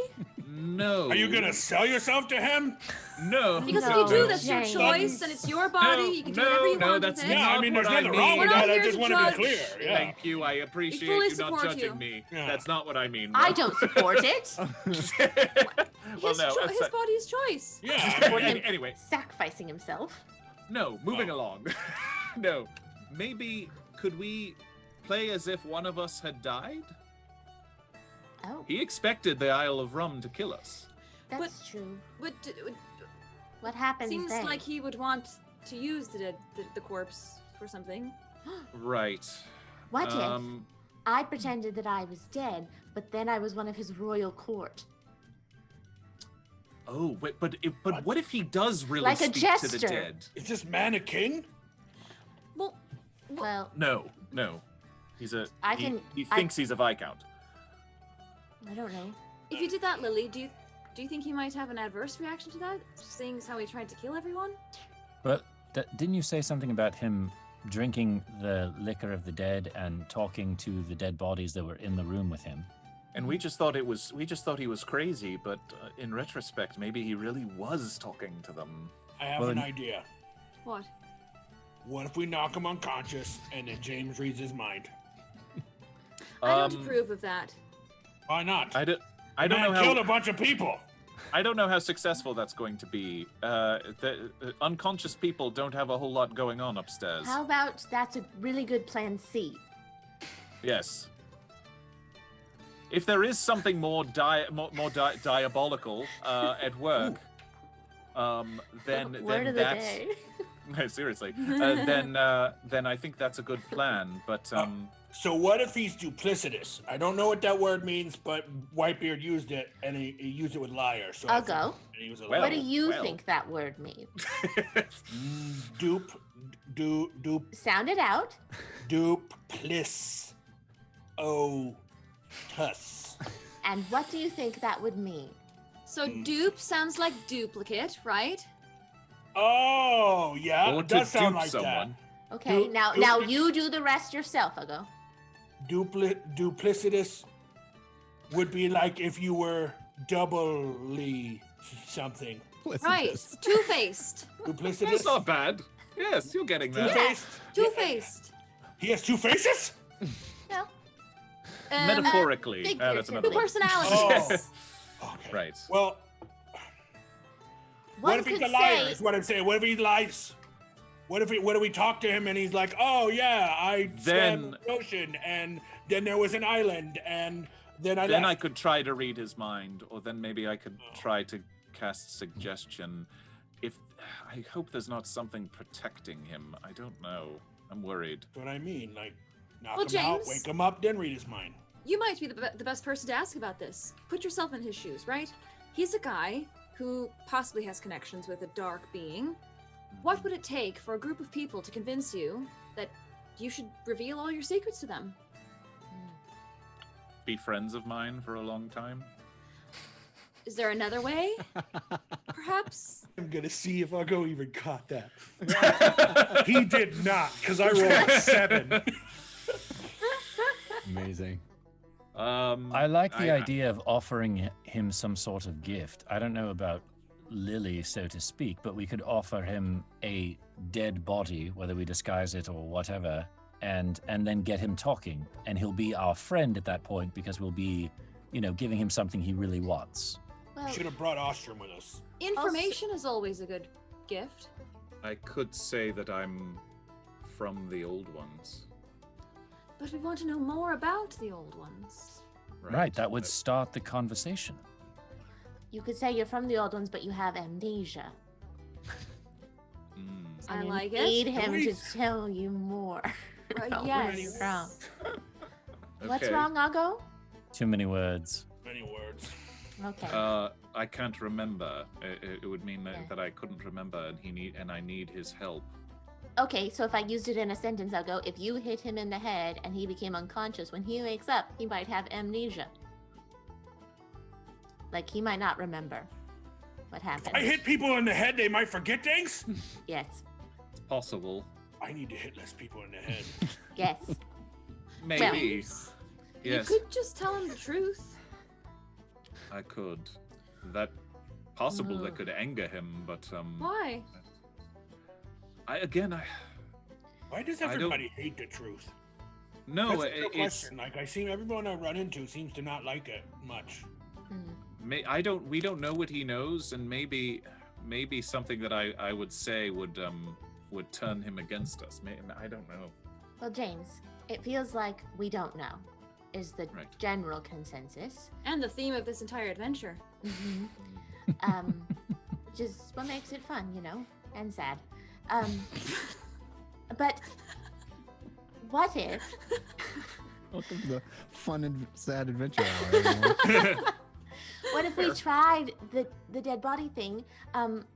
You're persuasive, so you could say that I'm a dead body. I'm happy to do that. And that, you're then gonna bury us and me in the garden for the liquor of the dead. And that also gives us access to the garden to get more of the liquor of the dead, presumably. We can also try to find out what we can about the Jaspin in one of those visions said, I think, that the recipe came from the old ones, or maybe Jaspin didn't say that. Maybe one of the servants did. There is, I think maybe if we get him started, or maybe find something. I don't know. I just want to throw my card into the mix. I think those are all great ideas, and perhaps mine can be Plan C or Plan B, but Plan C's taken. maybe Plan D then. Right. The gift, as Civ suggested, I think someone, a scientist, so to speak, of Arcana would like information. So, do you think he would be interested in the spell I learned from the Ashen Mage's spellbook? Bloodlance? I don't know. Maybe. Because it's necromancy and it's blood Right. and corpses. I don't know if he uses magic. Maybe. Well, he must, right? I don't know. He's Well, he certainly creating uses. concoctions. Yes, he makes Alchemy. alchemical potions. True. Jeff, in your world, is alchemy associated with magic, or is it a separate thing? It's mostly a separate thing. I mean, it is certainly something mages might study, and certainly things like health potions have magical properties. So it is not completely unattached to magic. But you could be an alchemist and not a wizard. Very much so, yeah. Okay. And Jeff, not a spellcaster. Is there mostly separate disciplines, you know? Sorry, is there a general rejection of necromancy as a school? Yes. Okay. And is it widely known? Is it in Ain? It's widely rejected. Yeah, you don't know of many people that would try that. Certainly, Fahima, your dad was never keen on it, and I wrote all about it in my diary. It has an association that is, usually a little frowned upon in the sense that it kind of requires dead things and messing with your blood and stuff like that. It is not looked upon as a so it's not like a natural form of death happens everywhere, so you can get energy from anything, kind of. I mean, that's certainly not the prevailing wisdom any of you would have encountered. No. Okay. Is there any other gift that we could give Jaspin that I can't think What of about anything something from the house, from Castle Rum? Surely he'd be interested in something from there. And I pull out the giant kitchen knife. And I have the book. That's a very good idea. What if we give him a stick figure? Maybe we hold off on that. That can be Plan F. No, the book. Yes, this is the book that he used to read to the children. The story. This is good. This is good. Yes, the Heroes and the Dragon. Yes. All right. Maybe that gets us going in the right direction as far as finding out information. Right. That's offers his trade. What comes after a Viscount? Like, who is higher than Viscount? Count. Really? Earl, Duke, King. Lord? I don't. So. Lord, yes. Lord. Maybe. Lord. Is Count Lord. the first one you get the Lord title? I'll go. I don't know. Okay. Well, I'm just thinking we can that research if this later. If it's Lord of Crows, then maybe the Viscount is, the Viscount of the Lord of Crows, and then none of this is gonna work. He obviously still holds this in a lot. He still holds the old ones in quite a bit of esteem. If he's calling himself Winger-Sticks. What? Why? I think he still feels connected and proud of that connection, possibly. I'm sorry to interject, but the shore is very close. Right. I just want to review the things that we've been talking about. So far, we don't have a plan A or B, but we have a C and a D, and then no E, but we do. And that means Plan C becomes Plan A, and we know what to do now. I would like to say that giving a gift should be Plan A or Plan B. I think giving the gift of trying to give him the gift of the book should be Plan A. Yes. Great. Okay. This is something that we heard that he used to read to those children.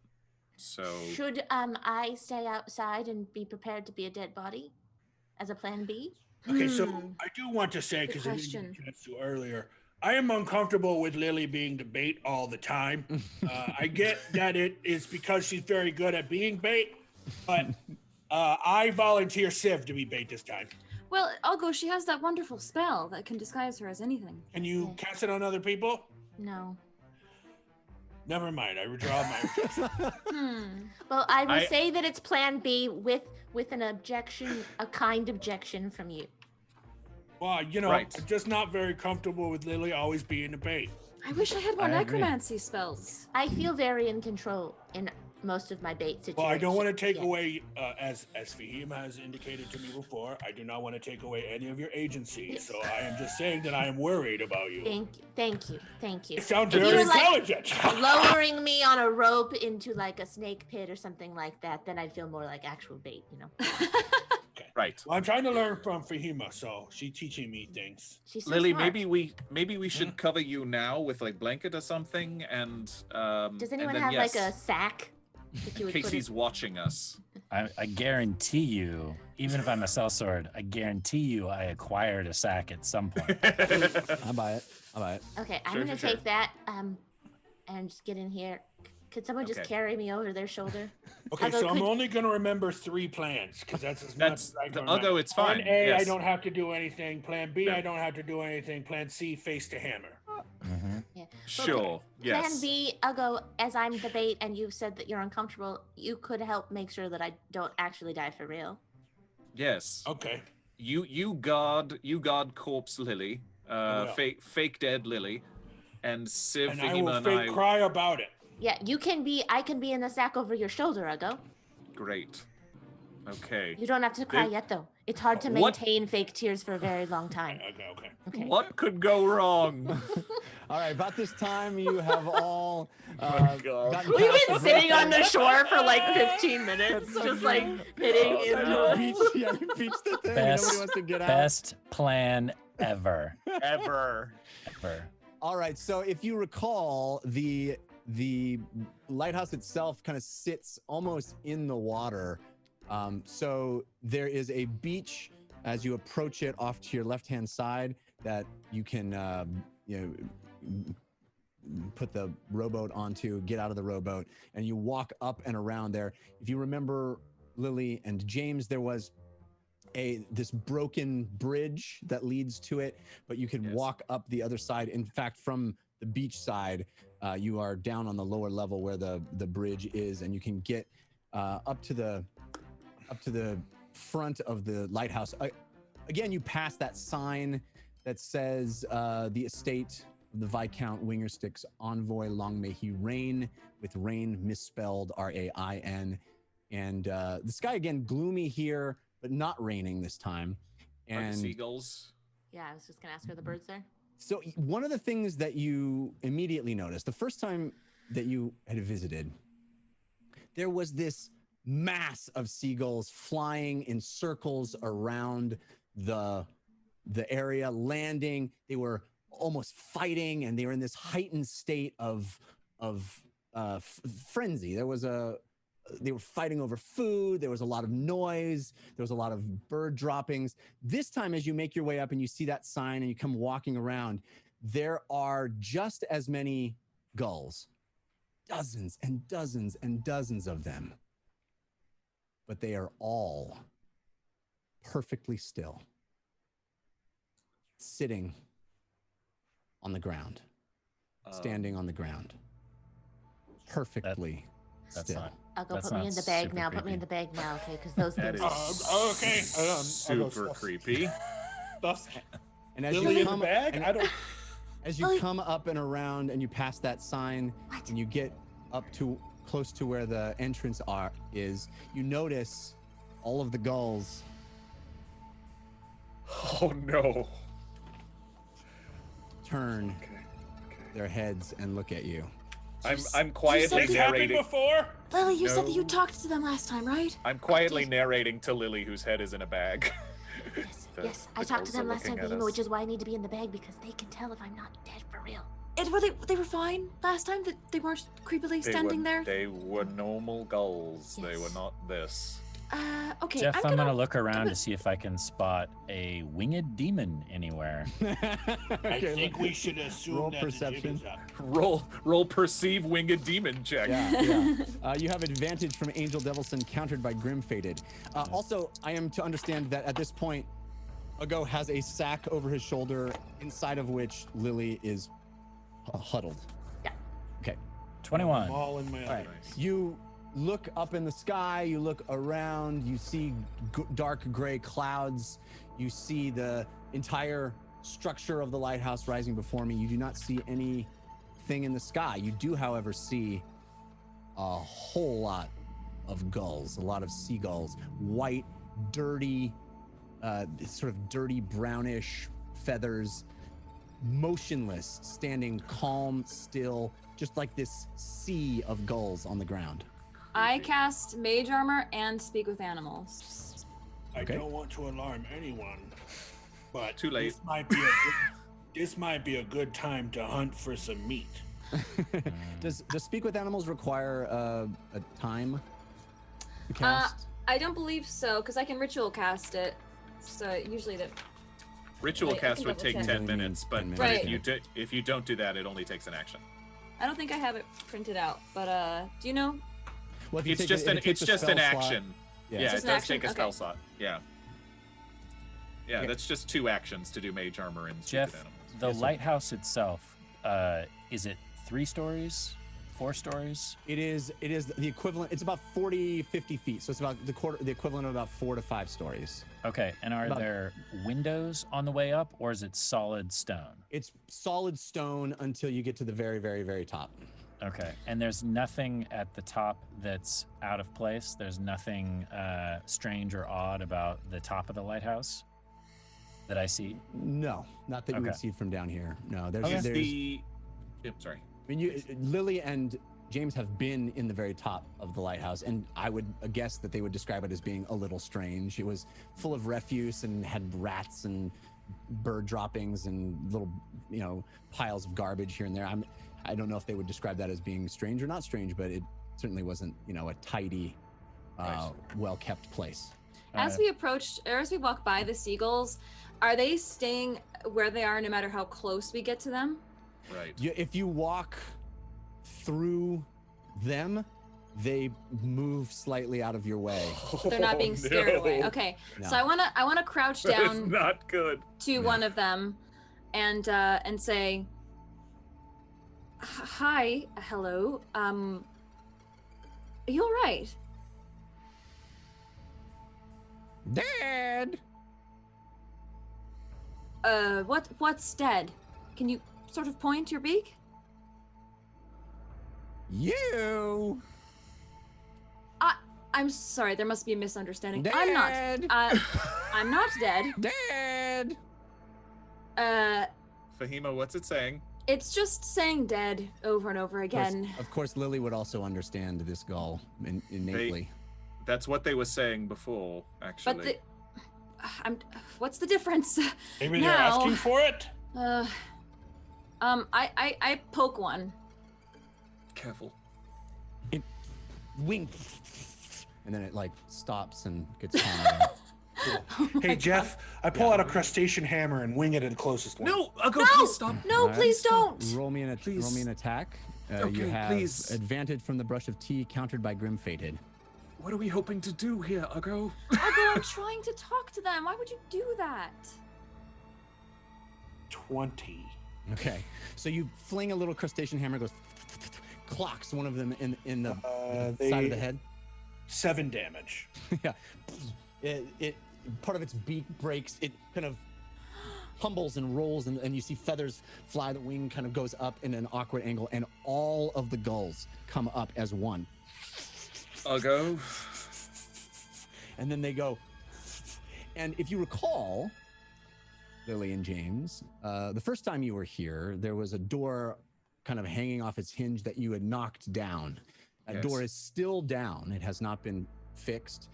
And these dozens and dozens and dozens of gulls flapping wildly as one. As you clock that one, it flops on the ground and they all come up as one.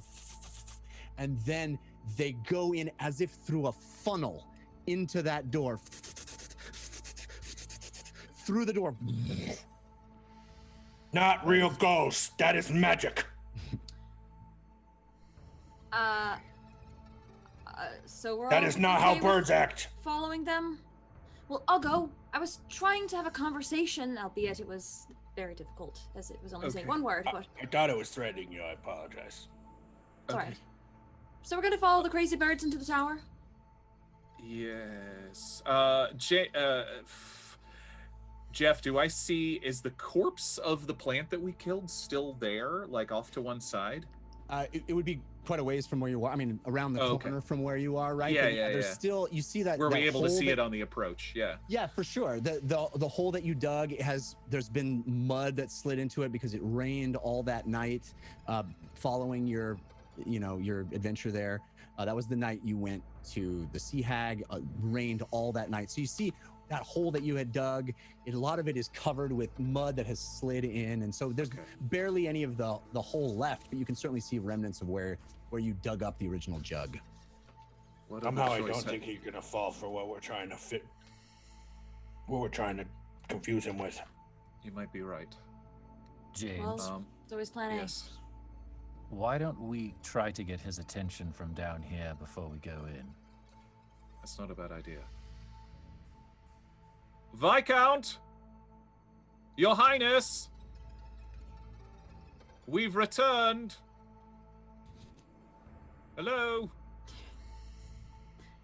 You don't hear anything. Tell him about the gift. Yes. I'll take a couple timid steps towards the door and sort of poke my head in and call up the stairs. Your Highness! We've returned from the Castle Rum with, we have some gifts for you. And you listen. And then, from the door, you see a single gull waddle out. I back up and I give it a lot of room. Waddling.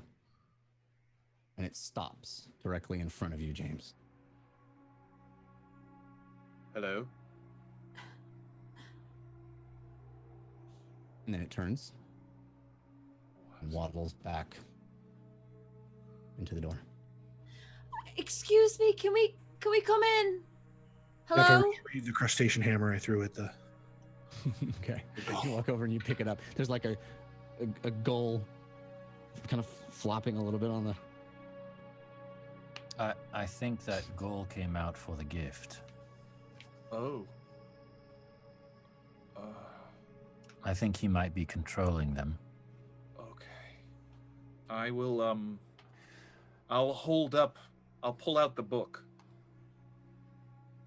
Hey, here. This. And again, you wait, and you're standing on this dirt surface, the broken bridge behind you, the sea out in front of you, the sand that goes down around the corner, and this large lighthouse in front of you with a door that you can't see into. It's just darkness beyond the frame of the door. And yet this little white thing comes walking out again. We Walks found up to this you. book. This book that I think you know something about. And then you see a second gull. This is strange. Walks out. It stands next to the first one. Can we have an audience with His Highness? And they both turn and walk back in. I'm not dreaming, right? This is really happening? Yes, this is really happening. I can't tell if that was a yes or a no. Yeah, waddling seagulls. Okay. Back me up, and I'm going to advance on the door. I'm going to walk closer. Okay, so as you walk, 5 of you, I assume. Lily's still in a sack and on Ugo's shoulder, hearing all this. You heard. You're dead. You heard, a gull speak gull language, which you can innately, as a beach gnome, understand. So you are privy to some of what's happening. You just didn't see any of it. Right. Maybe you saw some light and color through the fabric of the sack. So James, as you and the rest of the team walk to the door, and you step through the front, I'm guessing. Yes. I'm going to stay in the frame of the door, but I'll let the rest of them go in. So you have been here before, James, and this looks fairly the same. The last time you were here, you noticed a lot of refuse, a lot of, frankly, just garbage, crates, empty bottles and jugs, things strewn about. There are 2 notable differences about what you see this time. The first is that the large spiral staircase, which is really the only place to go inside here, the entire length of that spiral staircase, which is made of metal or wood, and it has a handrail going all the way up it. The entire length of it is covered in gulls, seagulls, perched on the handrail, shoulder to shoulder, tightly packed all the way up, close together, as if squished. You couldn't possibly fit another thing on this. It's just all these gulls looking at you all the way up this spiral staircase on the side, on the handrail. It's just this covered in these white, kind of dirty feathers, brown streaks and spots on them. They're not pristine. don't have that many eyes are hammers. staring at you. What? Definitely not. I don't have that many hammers. The second thing you notice that's different is that there the smell. are. You definitely well, that is a good point. You definitely noticed the smell. You definitely noticed a smell that was not there. It didn't smell good the last time you were there, but now there is a rancid smell, an absolutely knock you over bad smell. And that bad smell seems to be coming from the other feature that you didn't see the last time, which is a number of crates. Some of them fairly small, a couple of them larger. One looks a lot like coffin size, and it stinks. Any markings on the crates? Anything written or carved? Nope. They are sort of simple, almost primitive wooden crates. This is not a coffin that you're looking at. It's a crate used for transport. I or say to the bird, storage. I say to one of the birds, what's in the crate? What's in the box? What's in the box? What? And if you say dead, dog. Same thing. Fahima, ask them if they know the Lord of Crows. Okay, James. Let's stop beating around the bush. And start beating up the seagulls. Do you know anyone by the name of the Lord of Crows? And as you say that to the bottommost gull, it's as if this message travels up and around the handrail, the spiral staircase, each gull reacting in some very strange way, their eyes not leaving you, but almost as if something moves through their bodies. Oh my god. Their feathers sort of shifting and expanding in their necks and then settling. And that thing happening up, not all at once, but as a progression up the spiral staircase, all the way up and around and around. And nothing? Just the wave? That's just the all you ripple? get, yeah. I'm gonna guess that means yes. They know something. Yeah. Certainly had an effect. Are we opening one of these crates or no?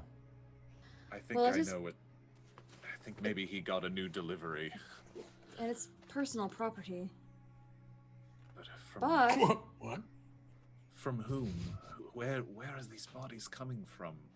can I roll an investigation check on the boxes and see if there's any kind of like stamp on like a location where they might have been shipped from, or any kind of identifying information? Yep. You have advantage from Cold Candor, countered by Grim Faded. Also got some more balloons. I got awesome.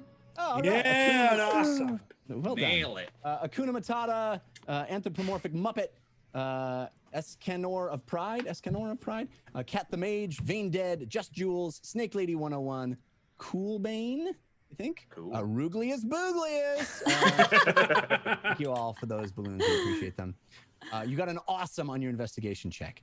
You do a thorough look. You are experiencing, as you move closer to these crates, a real horrid smell. It is putrid. And you look around all sides of them. There doesn't seem to be any markings to indicate anything on them. They are simple wood planks nailed together haphazardly. These are not crates that care was taken. This is... With the natural 20, might I be able to ascertain how old the contents are, if it is perhaps the a corpse or contents. decay. You can certainly judge the age of the crates themselves, which seem to have been recently constructed. They're, like I said, they're thrown together, hammered together, but all seem to be made of boards that are fresh. It's not stuff that's weathered. I wonder how he gets them up the stairs. Maybe he may not. But maybe someone delivered these to him, or maybe he's going somewhere, and these are the bodies from the garden that have the bottles in them. Only one way to find out. Yes. By asking him? No, by opening the crate. Oh. But we could ask him too. Let's go upstairs, I think. Yeah, I'll go. I am very curious as well, but it is personal property, and I just don't want to take him off, But there's dead people in it. Probably. So? It's all right. I think we can guess by the smell what's in there. It's just sort of a question of why or from where or whatever. So when I die on somebody's property? No. I'm confused. But you could certainly sell your body or give your body to science, which could be the case here. Let's discuss this at another time. Okay. Lily, are you all right? I don't think Still good? anybody donated their body to the Viscount, whatever. All right. I will. Are you shielded from the smell in there? No, it's terrible. But I'll luckily, take if I another throw couple up, it'll be contained within this bag. That might be. Oh, Oh, don't. God. I'll take another couple steps toward the stairs. Do the birds make way for me? Yes, in the same way that they did outside, there's just just enough room for your foot to land on a step or open ground, but it is just this sort of crammed together mess of gulls. Okay. I'm going to whisper to Uggo/Lily in a sack. I'll meet you upstairs. And then I'm going to go outside and scale the side of the lighthouse. Okay. Do So you shing do shing. this We climb. secretly? I whisper it to those two because I'm assuming they're the ones that are closest to me. And then I do it secretly. Okay. Jeff, as we go up, Uggo attempts to push as many as he can off the railing.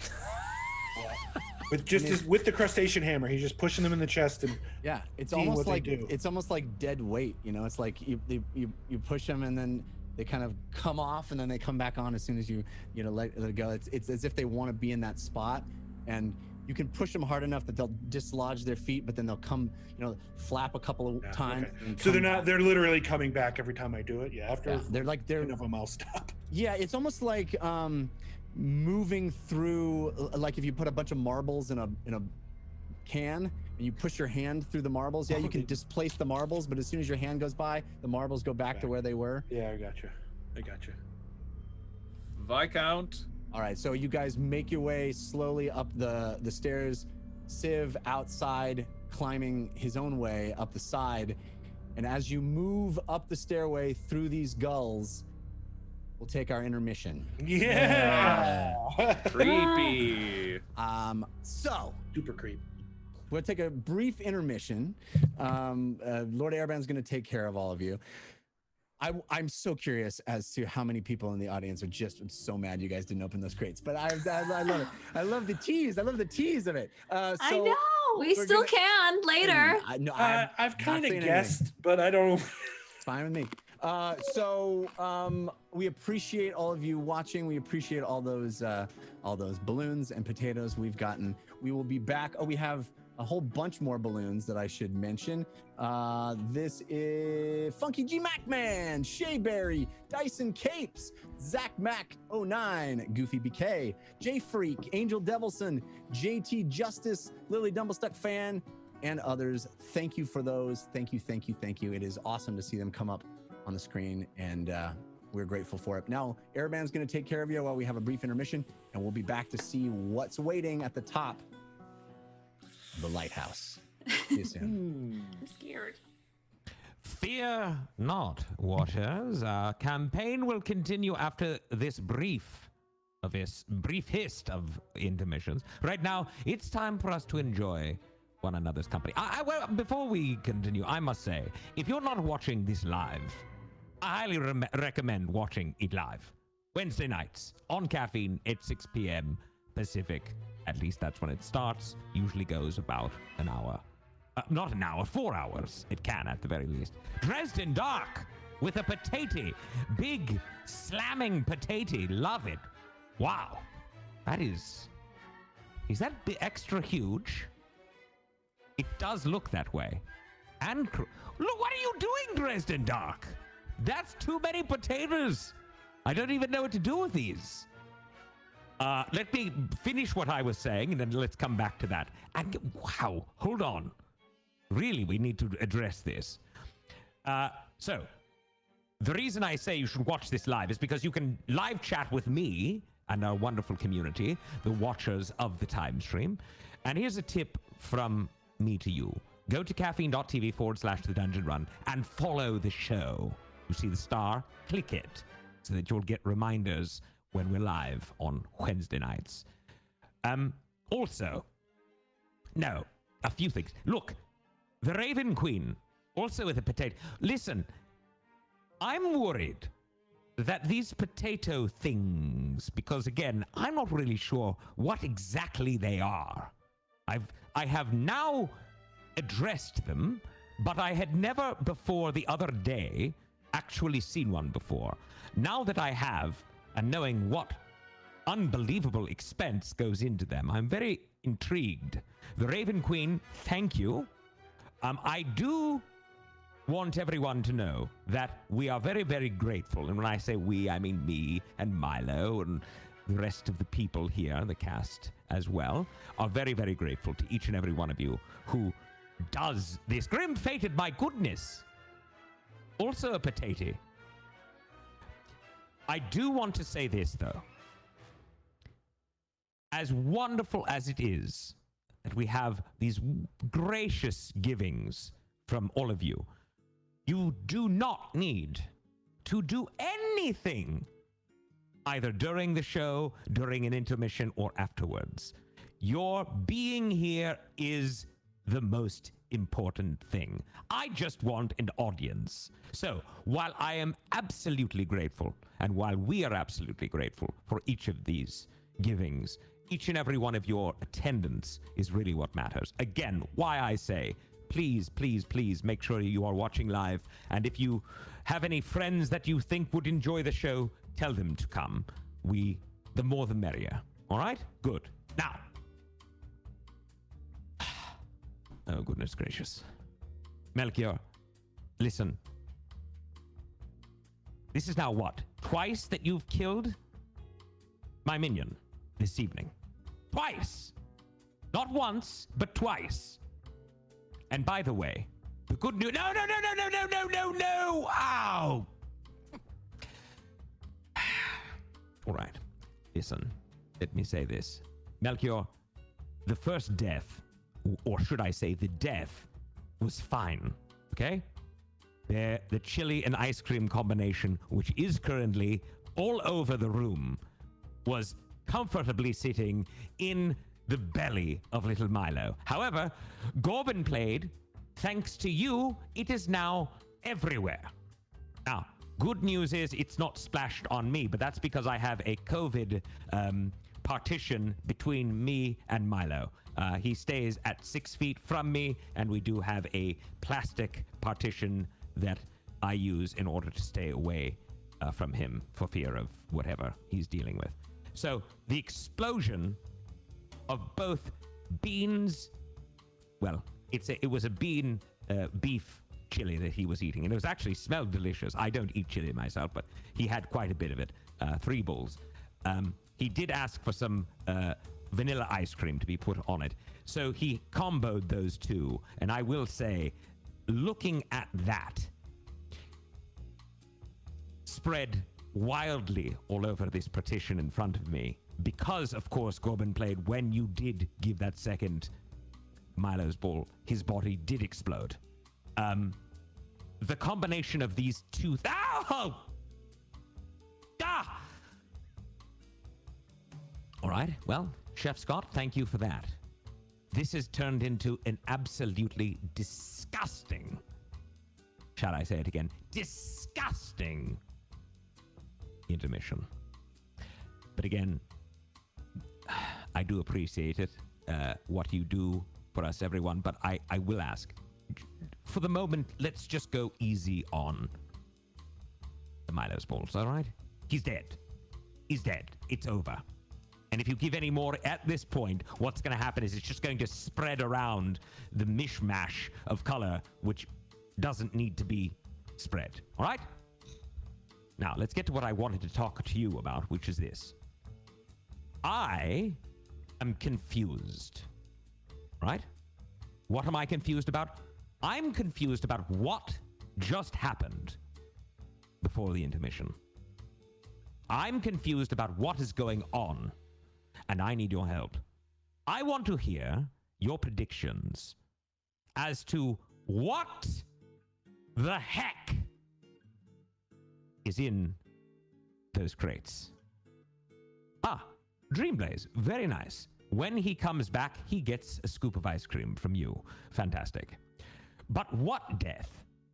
Because if we don't get to see what's inside those crates, I'm going to be a little bit disappointed, and so will Milo. He was very eager to see. Does anyone want to guess? Or you are guessing, I should say. Empty liquor bottles. Blueberry Danish is saying empty liquor bottles. Kate, or Cat the Mage, is saying corpse flowers. Yes. My guess, those fullings. Interesting. Oh, Rogden, you're not supposed to guess. You're part of the show. Just let everyone else guess. You can conversate if you like, but don't guess. All right, you can guess as well. The Night Hag says Bragarian. I like that name.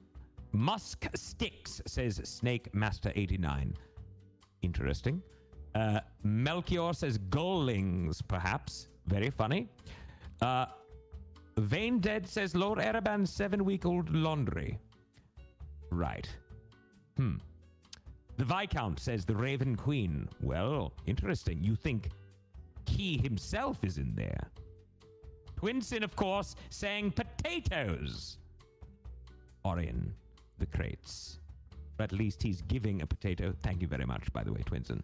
I don't know how to help or to thank you even more than that. I mean, you have now delivered at least 5 bottles worth of vodka in potatoes alone over the last couple of days, or weeks, I should say. Taco Yaki Balls says Dadpool 1980. Taco Yaki Balls. All right.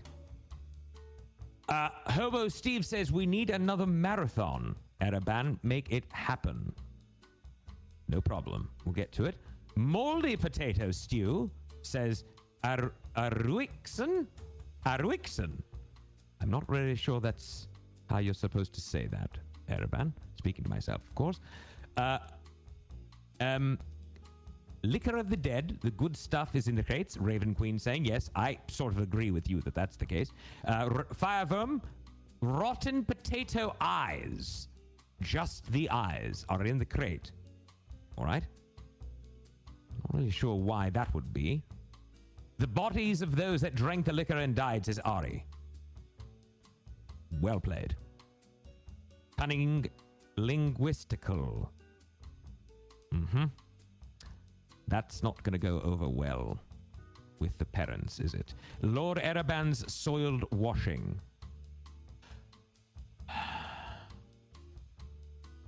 When can this be over? Lobo the Jerk is in the crate, says Hobo Steve. All right. Well played. Vosh Voyer says, I said the good stuff was in the crates. You were the first to say that, so I gave the credit to someone else. I feel bad. I'm so sorry. Silly. I was wondering if it was the halflings from the Hag. 2 times now we've heard the halflings. I like this. Chef Scott 68 says, Lord Ereban's hopes and dreams are in the crate, hence the smell. Chef Scott, it's probably fair to say that I don't like you very much. Or should I say your jokes? I like you, just not your jokes. Everyone stop picking on Lord A. Angel Devilson coming to the rescue of Lord A. Guess what? That's a +5 for you and some of your friends to the ASSS party. I'm excited to see you there. Lord Ereban's spare Milos are in the crates. Ah, Musk Stick Addict. Interesting. Eager to see if that's the case. Danger Dagger says Lord Erebini. All right. What about it? Something cool. Everyone who's died so far on Isle of Rum, ready to be made into liquor. Agreed. Dreamblaze. The many dead bodies of Milo are in those crates. Ah. Suspect. Though the smell does offer some indication, I guess, one would have to say. Let me just do something here really quick. Yes, of course. All right. Now, as we usually do during these intermissions, I like to tell you each. Of course, not each of you individually, but you as a whole. But each. Forget it. Let's move forward. I'd like to tell you about Dungeon Run props. Would you like to hear about them? If not, then close your ears. All right? Because I'm going to tell you anyways. Oh, goodness gracious, Melchior. We had just started the cleanup process. Both Larry and James were in the process of doing the cleanup, and now there it goes. Everywhere. And Grim Fated, thank you so much. My goodness, 10 disadvantages. For everyone. 2 for each? My goodness. All right, let's get back to it. I need to tell you all about the Dungeon Run props before this intermission ends. All right, 1 second. Here. So, number 1. You can give the gift of advantage. Those of you that have played before know that that is the blue star. The blue star. That is the ability to roll a pair of 20-sided dice at one time, and the player will take the highest value of those rolls. Number 2, you can set the trap of disadvantage. If a player has an advantage, this disadvantage will counter it, also known as a grim-fated counter. And if the player does not have an advantage, well, they will roll a pair of 20-sided dice at once and take the lowest value. After all, life is pain, as Jorl has made it very clear. When you give an advantage or a disadvantage, please specify which player at the table it is for, or yours truly will make the choice for you, which of course you won't like because it won't be the choice you would have made, I should say. And of course, there's Show Love, which is that blue balloon. That's a celebratory item. We've had that for a while now. That allows you to send love to the team whenever you want. Just an easy way to say, hey, I love you, thinking of you. You can send one to me as well if you like. I will accept it gratefully. Yes, Coolbane, excuse me. That is exactly what I meant there. And the Raven Queen. Thank you, thank you. Also, there is Milo's Ball, which is that cauldron-looking thingy with the purple fluid in the middle and the stir stick. Don't use those, please. Just don't. Simply because what happens is they kill Milo. But when Milo's already dead, then it just causes explosions from his body continuously. So please do me a favor, don't keep delivering those, because each time you do it, it just causes explosions from the explosions and so on and so forth. It's a mess. No one wants to see that. Ah, look who is here. Jared Kajak, otherwise known as Civ Red Thistle. What are you doing here in the chat, my good man? You have something to tell us? Is there something you wanted to say? Aren't you busy?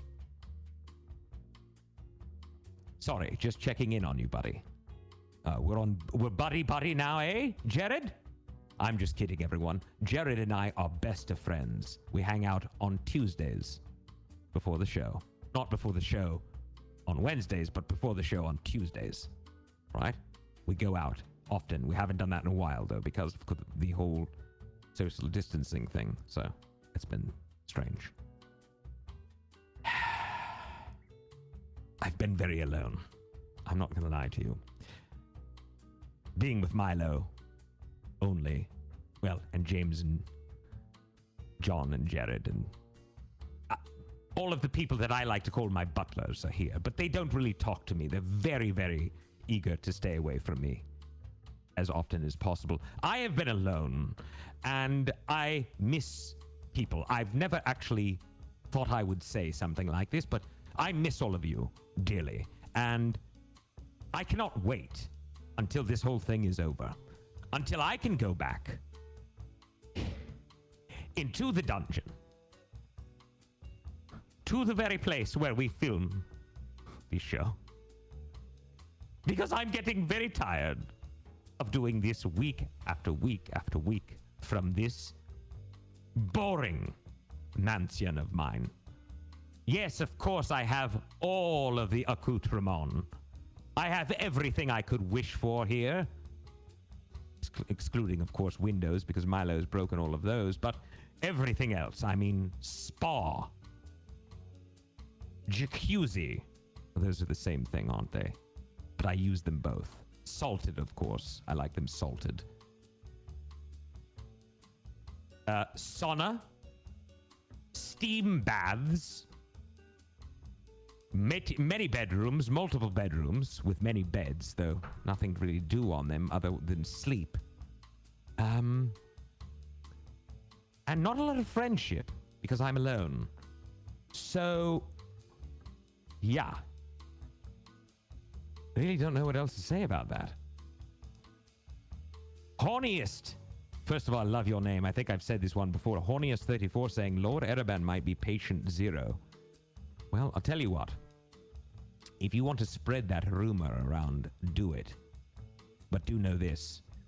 You got an uninvite to the ASS party.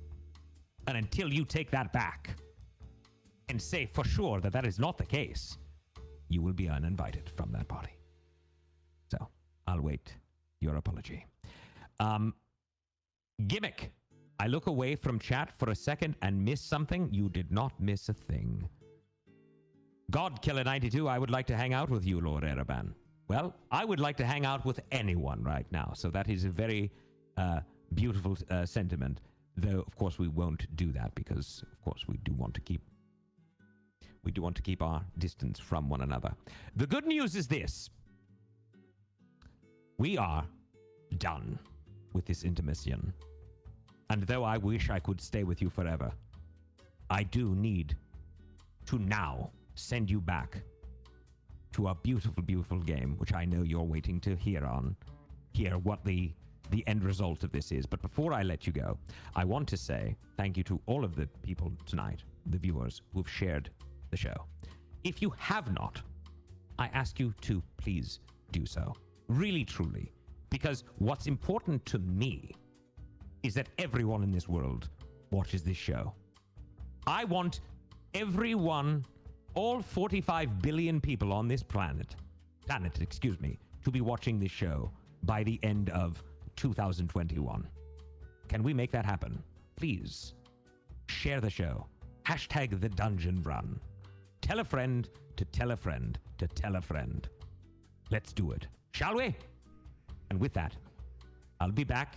Well, I'll be in the social conversation in the game. But for now, I'll push you back to our adventure and our adventurers. Enjoy. And we're back. Hey. Holy moly. What happened during the break? It was a potato tornado. A potato tornado. Oh my gosh. We got so many potatoes. Raven Queen, Dresden Dark dropped 3 Thrizzle potatoes. That's the hat trick of potatoes. Potato hat trick. Grim Faded, Twinsen. Again, if you're watching the show and you're like, what's up with this potatoes? You got to tune in for the live experience. There's nothing like it. The community around the show is quite simply the greatest thing in the world. And everybody that's live is just having a blast. tossing potatoes. It's an extraordinary thing. Thank you for that support. Thank you so much. And the potatoes are surrounded by balloons. It's a potato balloon. It's like a 4-year-old's birthday party. You got Mr. Potato Head, you got balloons. You got balloons from Kaibuck, Ruglius Booglius, Vosh Voyager, English Andy, Something Cool, Dream Blaze, Gamer Share, Love for the Catman, Chef Scott 68. Thank all of you for that support. It is amazing to see the love that you are sharing for our show with us. But we're back, and we are ascending the lighthouse on Ocean's Gull Point. And the team is moving slowly and deliberately among these seagulls up this spiral staircase, up.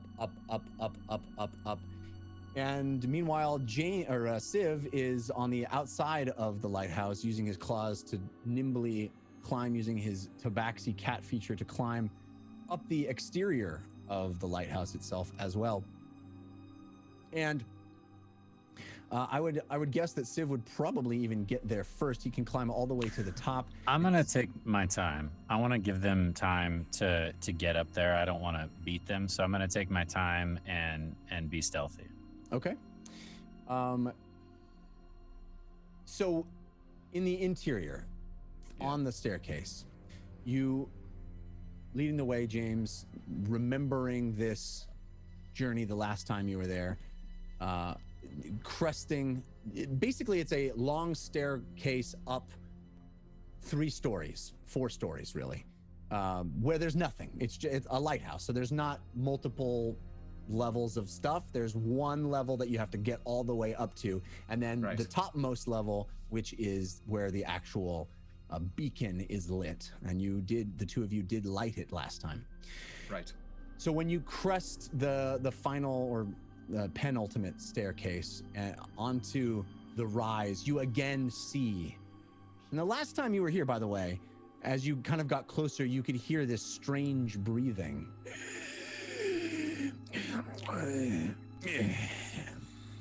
This time you hear that, but it is there's a different quality to it. There seems to be some strain, you might even detect some anger, some tension.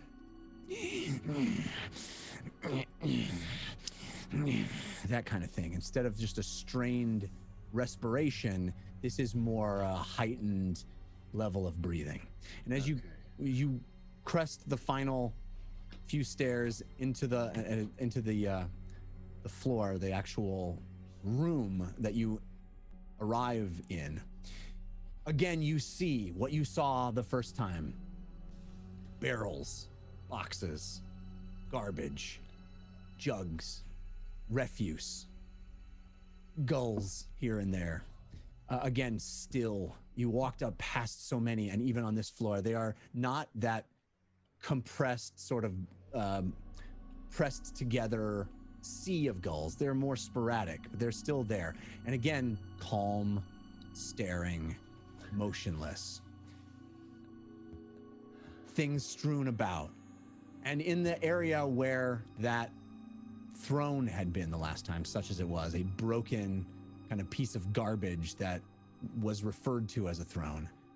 Again, you see next to it, lying on the ground, 2 skeletons kind of propped up, leaning against the back wall, and this bloated, sickly looking man, this creature, kind of large, stomach distended, skin pale and sickly, peeling, bits of it coming off, hair thin, strangling, mostly bald, just stringy bits of hair coming down, sickly looking. And that sound.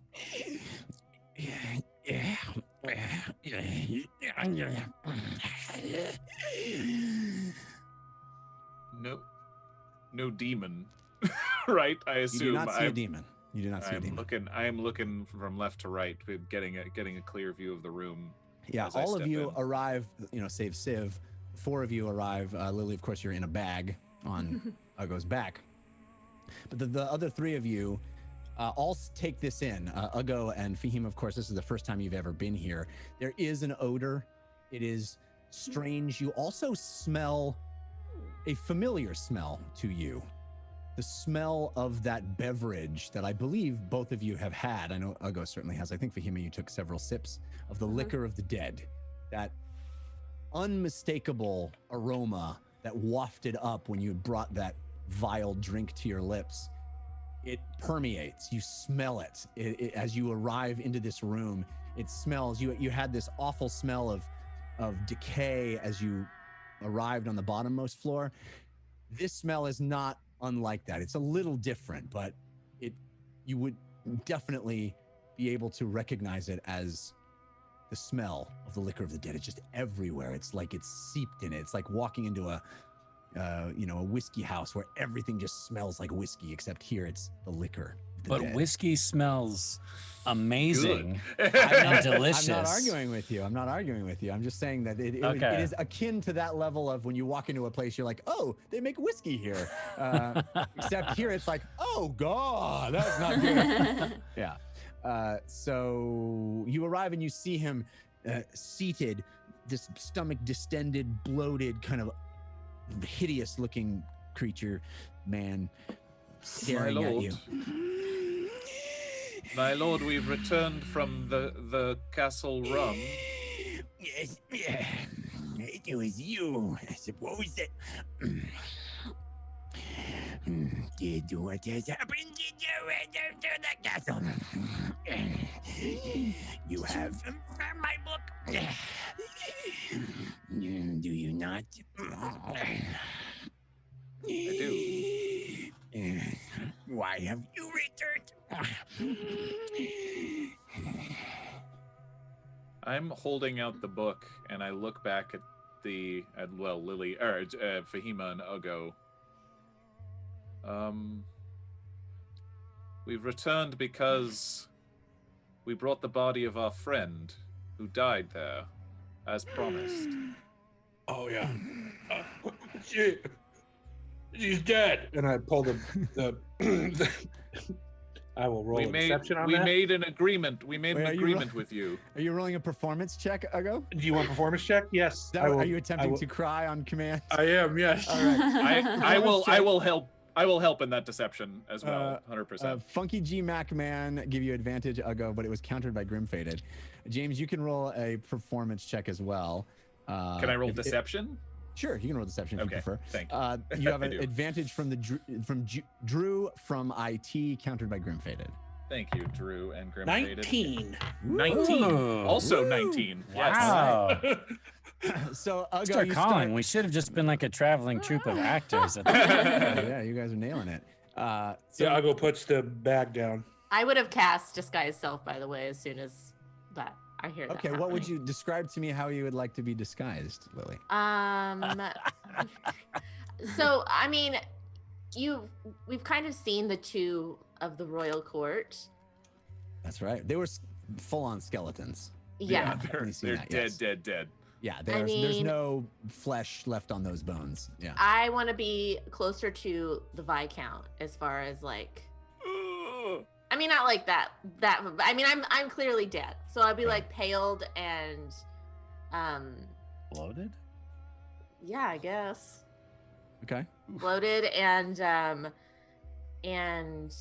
my eyes will kind of be rolled back in my head. Oh God.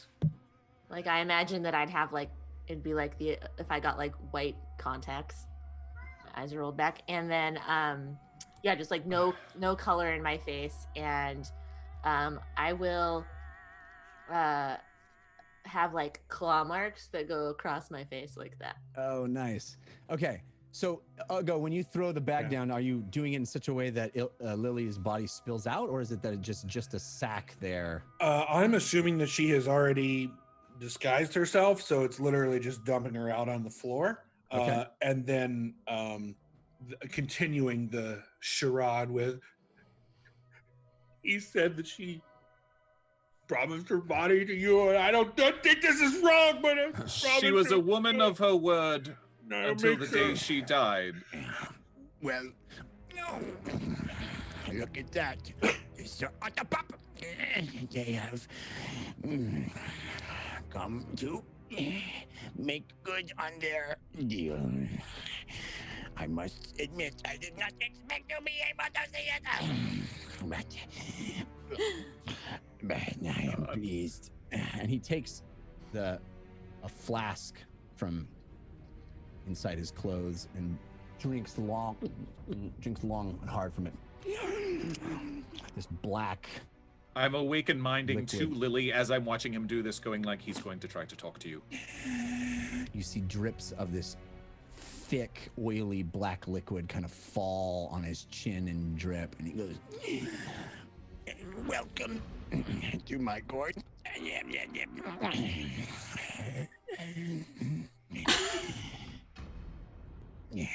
Well, what do you have to say for yourself?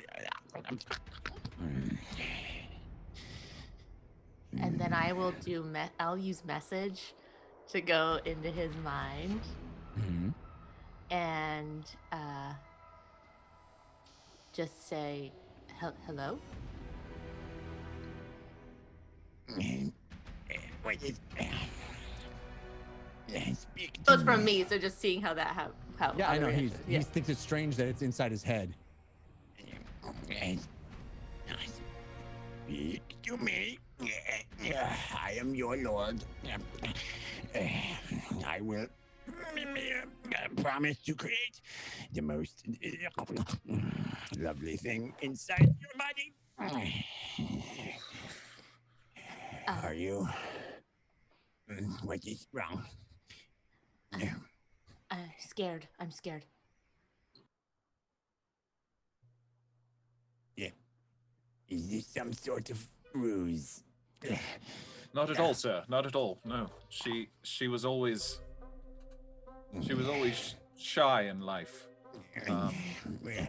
Lady Josephine, will you please check? Why do you argue with me, Lady Josephine? This is your duties. I don't want Sir, could we speak for a moment? I wanted to ask where the recipe for this great liquor of the dead which saved our lives, where you got it. It is a long story, not worth telling. I I beg found that it did actually help me do a bit of research in healing properties. So we do have quite an interest in this concoction. Healing properties? What do you speak of? You must explain. Just we have a strong scientific interest in this. It seems that the way that you've been able to balance this this between life and undead and somewhere in between, I was able to transfer life, so to speak. Just some brief studies.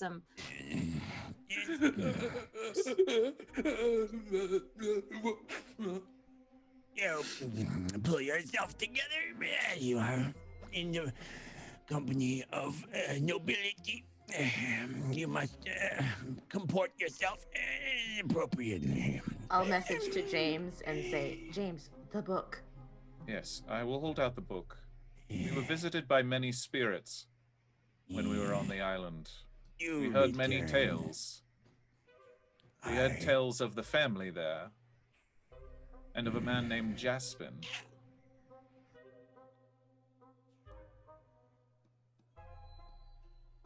What do you know of this book? I hold it out. The Heroes and the Dragon.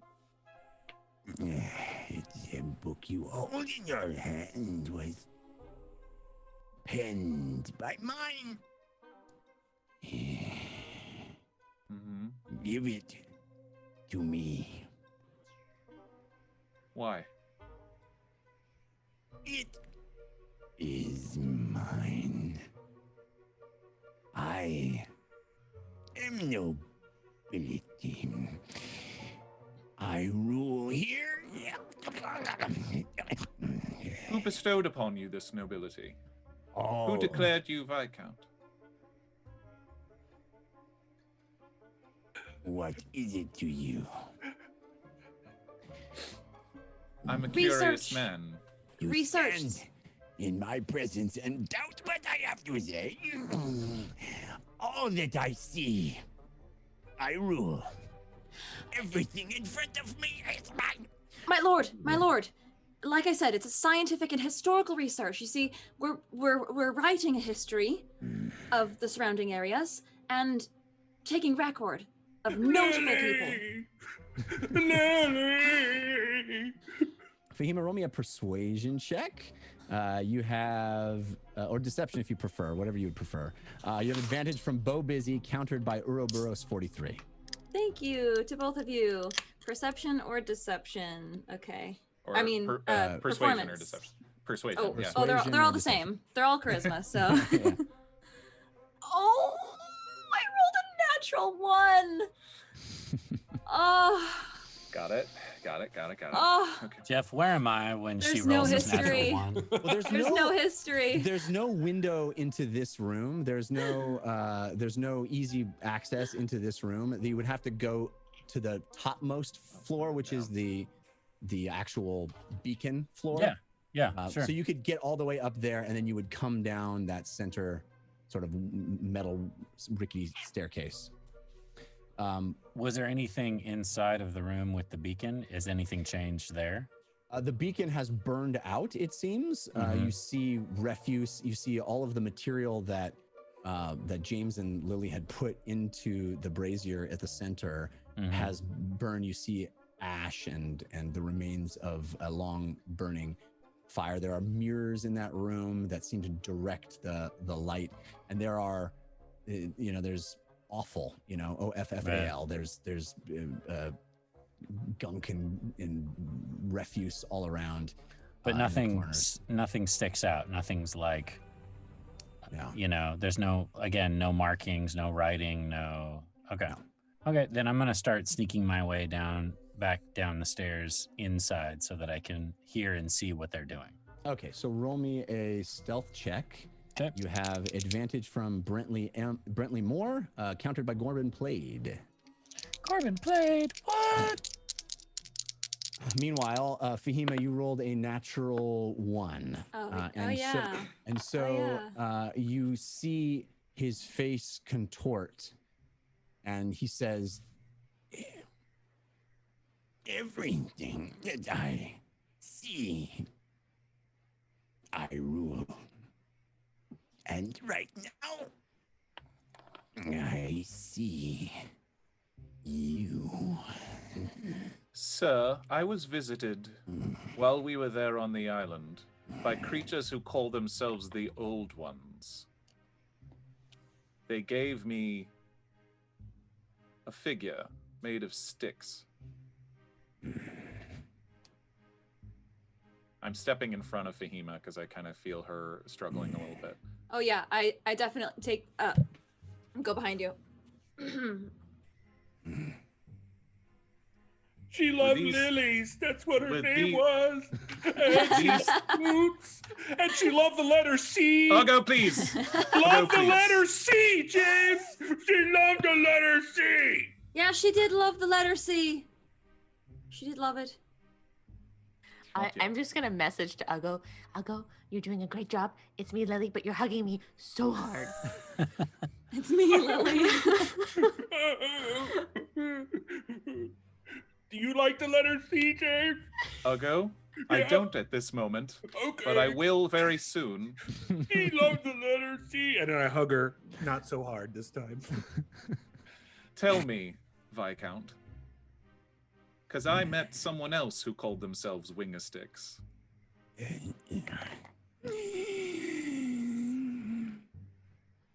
So I'm curious if these are the ones who gave you your royalty, who gave you your domain, who gave you the recipe for the liquor of the dead. And I'm just very curious.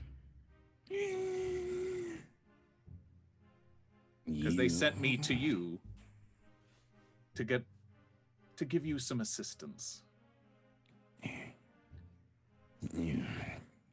Who sent you to me?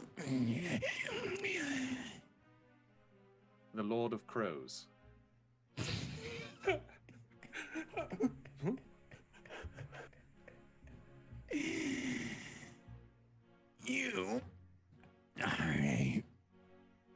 terrible liar. You use facts you can't possibly know. Here is what you are unaware of. You and your friends are merely vessels. You don't even know it. You are a barrel with feet. Walking distillery that does not have the good sense to surrender to your higher purpose. And you're a murderous butler with delusions of grandeur, and I Eldritch Blast him in the chest. Oh, Clancy! And I followed it up with a more. All right, let's roll initiative. I just want to know, everybody. is this the first time James has ever started the fight? Maybe. I think it is. I think it is. I gave you the option for a plan C. James didn't like being called a barrel. That was the final straw. Yeah, I mean, it was, Yeah, No. don't It's call gonna be James a vessel ever. Ever. You're a barrel with brains, James.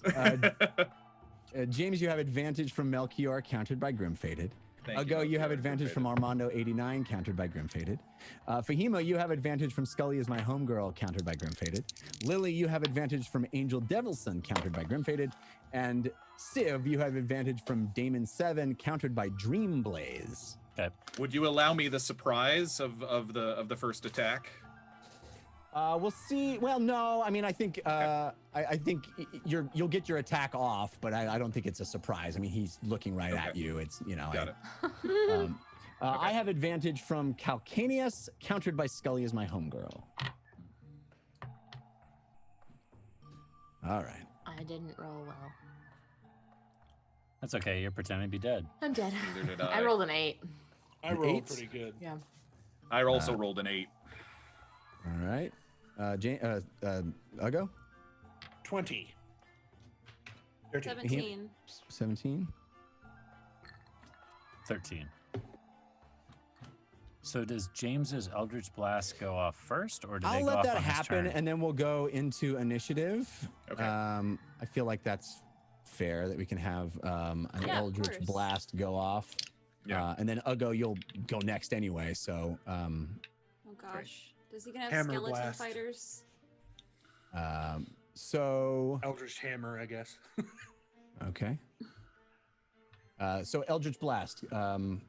Yeah. Two in Rolling the chest. attack. Yes. So you Yes. have advantage on the first from Melchior, countered by Grim-Fated. And you have advantage on the second from Angel Devilson, countered by Grim-Fated.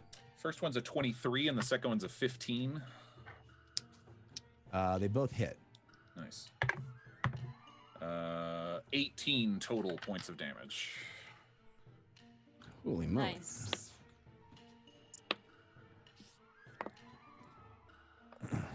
18 points of damage. Okay, so I think we have. Oh wait, so then it'll be Ugo, Fahima, Viscount, Civ, James, Lily. Okay. So what happens is, as he's kind of getting angry at you, you cast a couple of Eldritch Blasts that fly across the surface of the ground, pop into, and you see chunks of his body come off from the forest as if he's kind of, the surface of his skin is made of tissue paper almost. It is just torn, and he doesn't even seem to care about it. You see almost like there's a slick layer of almost the liquor of a dead itself. Like he's just like, it's like he's a sponge, and he has it in his skin, and it's kind of splattering off as the force blasts pop into him. Now we need to go to the map room. Yay! Woo!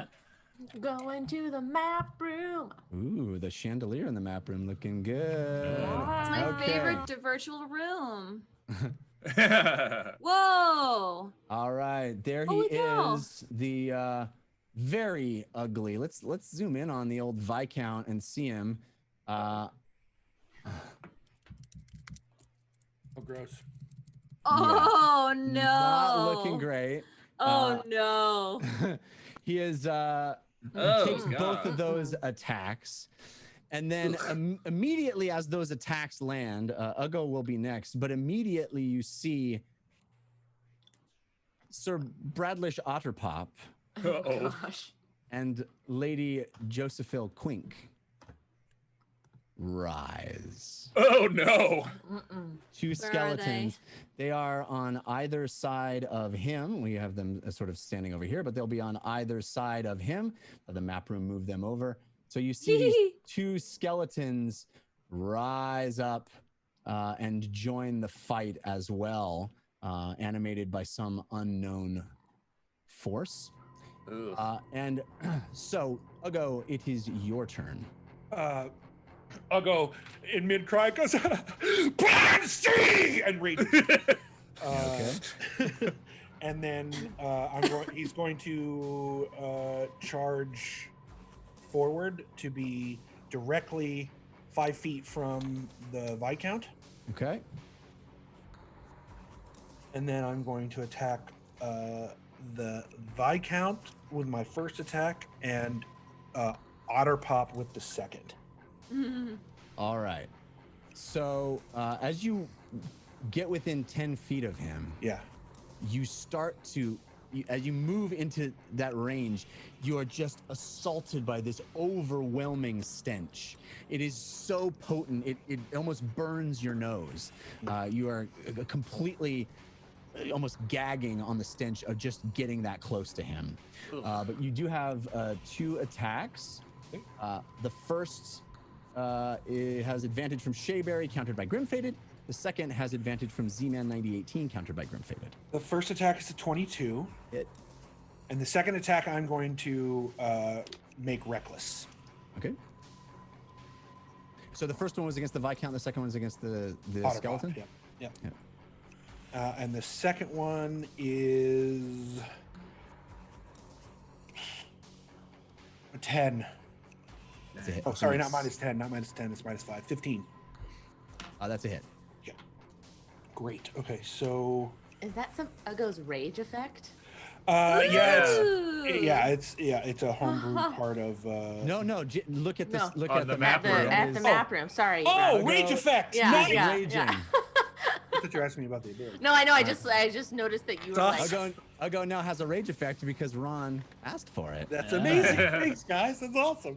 I Wow. thought So the I thought first that was attack the stench of Otterpop affecting him for That a too. while there. That too.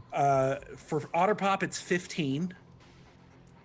15 damage. Points of damage? Yep, Oh my 15 goodness. Or, bludgeoning. sorry, the Okay. Viscount I meant. And then for the skeleton, it's 25. Oh my Bludgeoning. goodness. Wait, Dang. no. So 15 to the Viscount, Sorry, not 25. Otterpop. Yeah, 15 to the Viscount. and 25 then- to Otterpop. Not 25, it's, sorry, 20. 20. 20. 20 Okay. to Otterpop. 20 to Otterpop. Yep. Okay. And go the ahead. Viscount is affected by Ugo's ancestral guardians. All right. Good to know. So the Viscount has a feature called Splatter. Whenever he is hit by a melee attack, every creature within 15 feet must make a dexterity saving throw. So Can we back up map room? Am I in 50? Yeah, I think I am. Dang. Yeah. And so's Fahima, maybe. Does that Yeah, include that's like- Otterpop and his other skeleton? Yes, but they are not Yeah. affected by the Okay. Maker of the Dead. They're resistant to splatters. So dexterity saving throws from Ugo, advantage from Don't Hate Fahima, countered by Grim Fated. Fahima, advantage from Angel Devilson, countered by Grim Fated. And who's the third person? Is that it? James. James. Yeah. Advantage from Will Rowe Jr. I have an ability called Danger Sense, so I get advantage on dexterity saving throws against effects that I can see while not blinded, deafened, or incapacitated. Okay. 12. It does not save. Okay. 13. I didn't save. I rolled lower than okay. James. All three of you take 7 points of necrotic damage. No! So basically what happens is Uggo takes this mighty swing with his maul, slams into the body of Sir Otterpop, who it almost like it hits him, and it's almost like hitting a damp sponge. It squishes, clearly taking damage. He goes, but also this black oozing liquid kind of flies off and splatters on 15 feet all around you, and you guys feel it, and it burns in the same way that the liquor of the dead burned going down when you took mere sips of it. This much larger amounts. He's had so much in his body that it literally squirts out of him when he's attacked with melee damage. That is disgusting. And we don't get the Constitution save to try to have it, since we're not drinking it, I'm guessing. No, yes, exactly right. This, Okay. the save is the dexterity save. Gotcha. And does that complete your turn? I'm out of action economy, so yes. Okay. I mean, you can still move, right? If you want to move. Oh no, I'm not moving. Okay, so the overwhelming stench feature means that you need to roll me a Constitution save. Okay. You have advantage from the Raven Queen for that. Ooh, thanks, Raven Queen. Nat 20! Woo! All right, so which is good because the first roll was a 2. So thank you, the Raven Queen.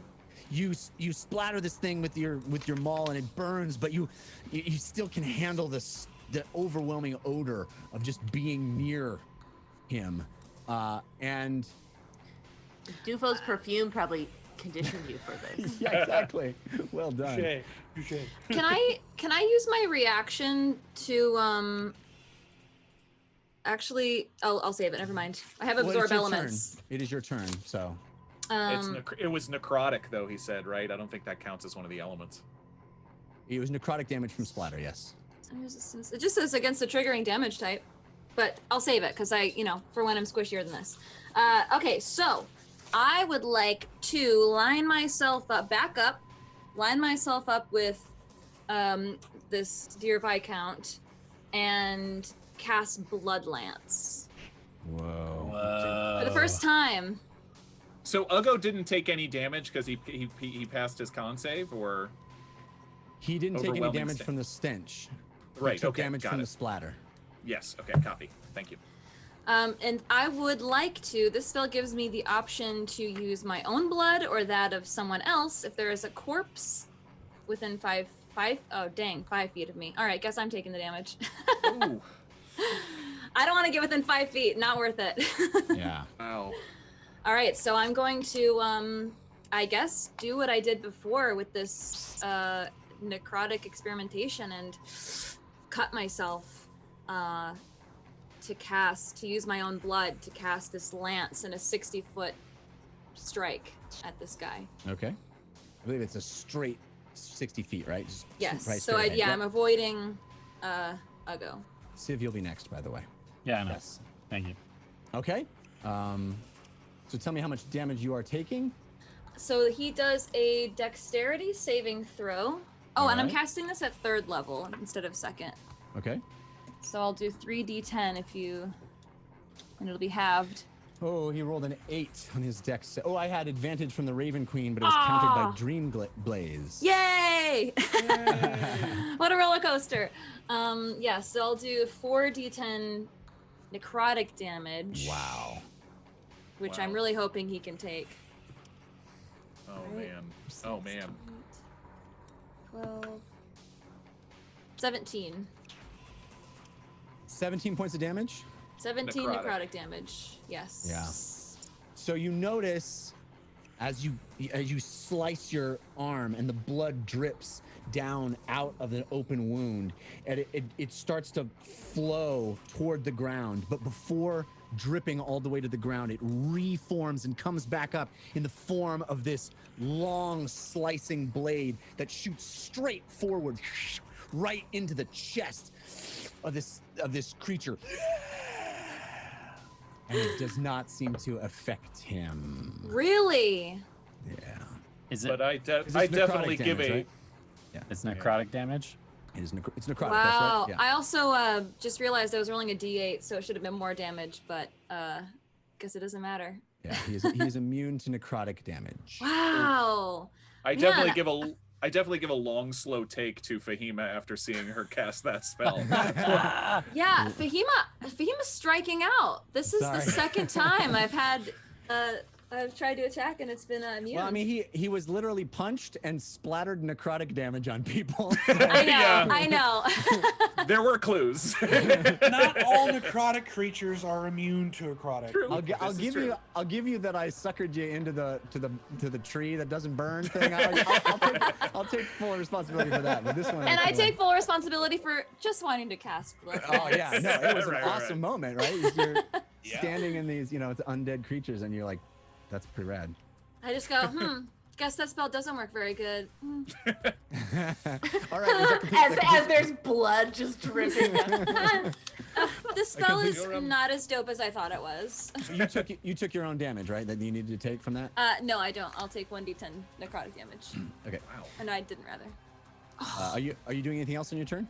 Did you take Full 10 10. damage? Oh my Rolled a god. 10? Ouch. Well, Okay. this is how the experimenting wizard learns, right? Honestly, Yeah. that feels Yeah. right for the first time you Yeah, cast right? the spell. That feels You know, too deep. that's a silver lining. This feels Yikes. right. I'm just Yikes. at like half health right now. No big Oh deal. my gosh. Fima Okay. doubles over and screams out in pain as this wound just continues to gush blood. Whoa. I regret my life choices. All right. This is so what it takes Civ, to learn spells. Civ, you are up. You have watched all of this. Yeah. Stealth hunkered in the little alcove, above the floor above, kind of peering down underneath and watching all of this. Yeah, I certainly wasn't expecting James to start the fight. Okay. I am assuming he is not aware of my presence. So I would like to surprise pot shot him, and I'm gonna have two daggers flip out from my sleeves into my hands, and I'm going to strafe diagonally, throwing both of them at Senior Viscount. Yeah. Okay. So, explain how you're moving again. You're kind of moving toward one of these walls, or? Yeah. I mean, I have more than enough movement to get wherever. I don't know. Did I see Fahima get wounded or wound herself from where I'm at? I mean, you could probably see it if you were looking into that room and watching all of this. You could probably see that. Yeah, I would say yes. Okay. Well then, Also, Fahima's probably pretty dramatic. She probably was like, I'll hurt you. then I tell you, Is happening. I'll tell you what. I'll circle around and I will take the square between Lily and Fahima in front of them by 5 feet. So the diagonal square, if that makes sense. Yes, the one between them that's like one ahead of the line they're on. Yeah. I traveled the other way, but that's fine. The one square forward from that map room. Yeah, there you go. What Jeff said. Yep. There we And go. just while they're there, Algo should be one square forward as well. Yeah, Ugo should be right next to the Viscount, right up in his face. Yeah. Okay, And then two daggers to the Viscount. All right, so you have advantage from the Carson, countered by Fail Waffle via Grim Faded. This is on behalf of Fail Waffle. I can suspect why. Yeah. I can only assume. You're doing 2 attacks, is that correct? Yeah. The second attack, you have advantage from Pathogen Jester, countered by Grim Faded. Okay. 18 for the first one. Is a hit. And 16 for the second one. Is also a hit. Okay. So the first one's going to get sneak attack. Ugo's gonna take more splatter.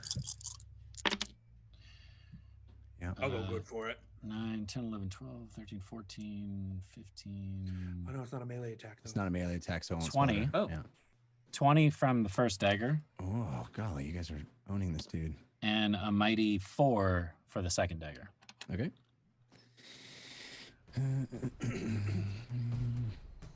And then, yeah, that's my turn, I think. All 'Cause right. That's my action and bonus action, so yeah. Okay, so you maneuver around, you drop down from the ceiling, come around, throwing these daggers. Again, you see his skin sort of fall away. It is being torn asunder so easily and dripping, oozing blackness, things falling off of it. It is a disgusting sight to see. It is the Viscount's turn.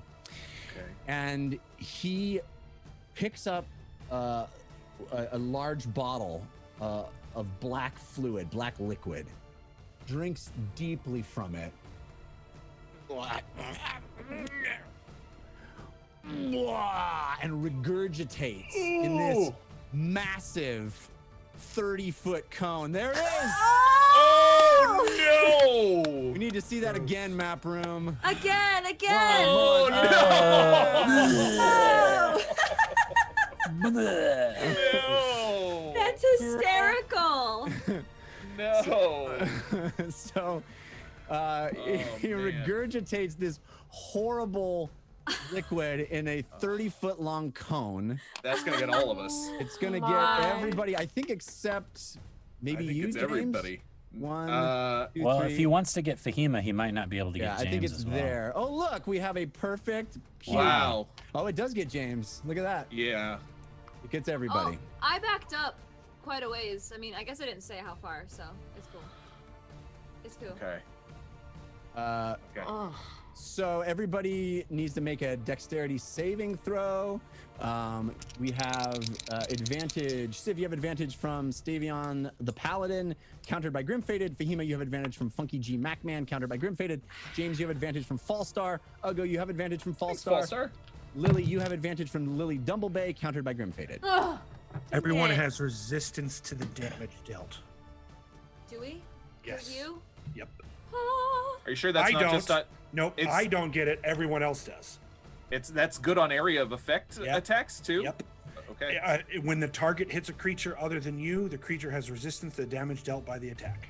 Okay. You don't get the disadvantage because it's a saving throw, not an attack. But the Okay. hit is still valid. You said Yeah, this is yeah, yeah. deck save? Dex Right? save. Yeah. Dex. 20. 15. Go on. 26. Jeez. Katie.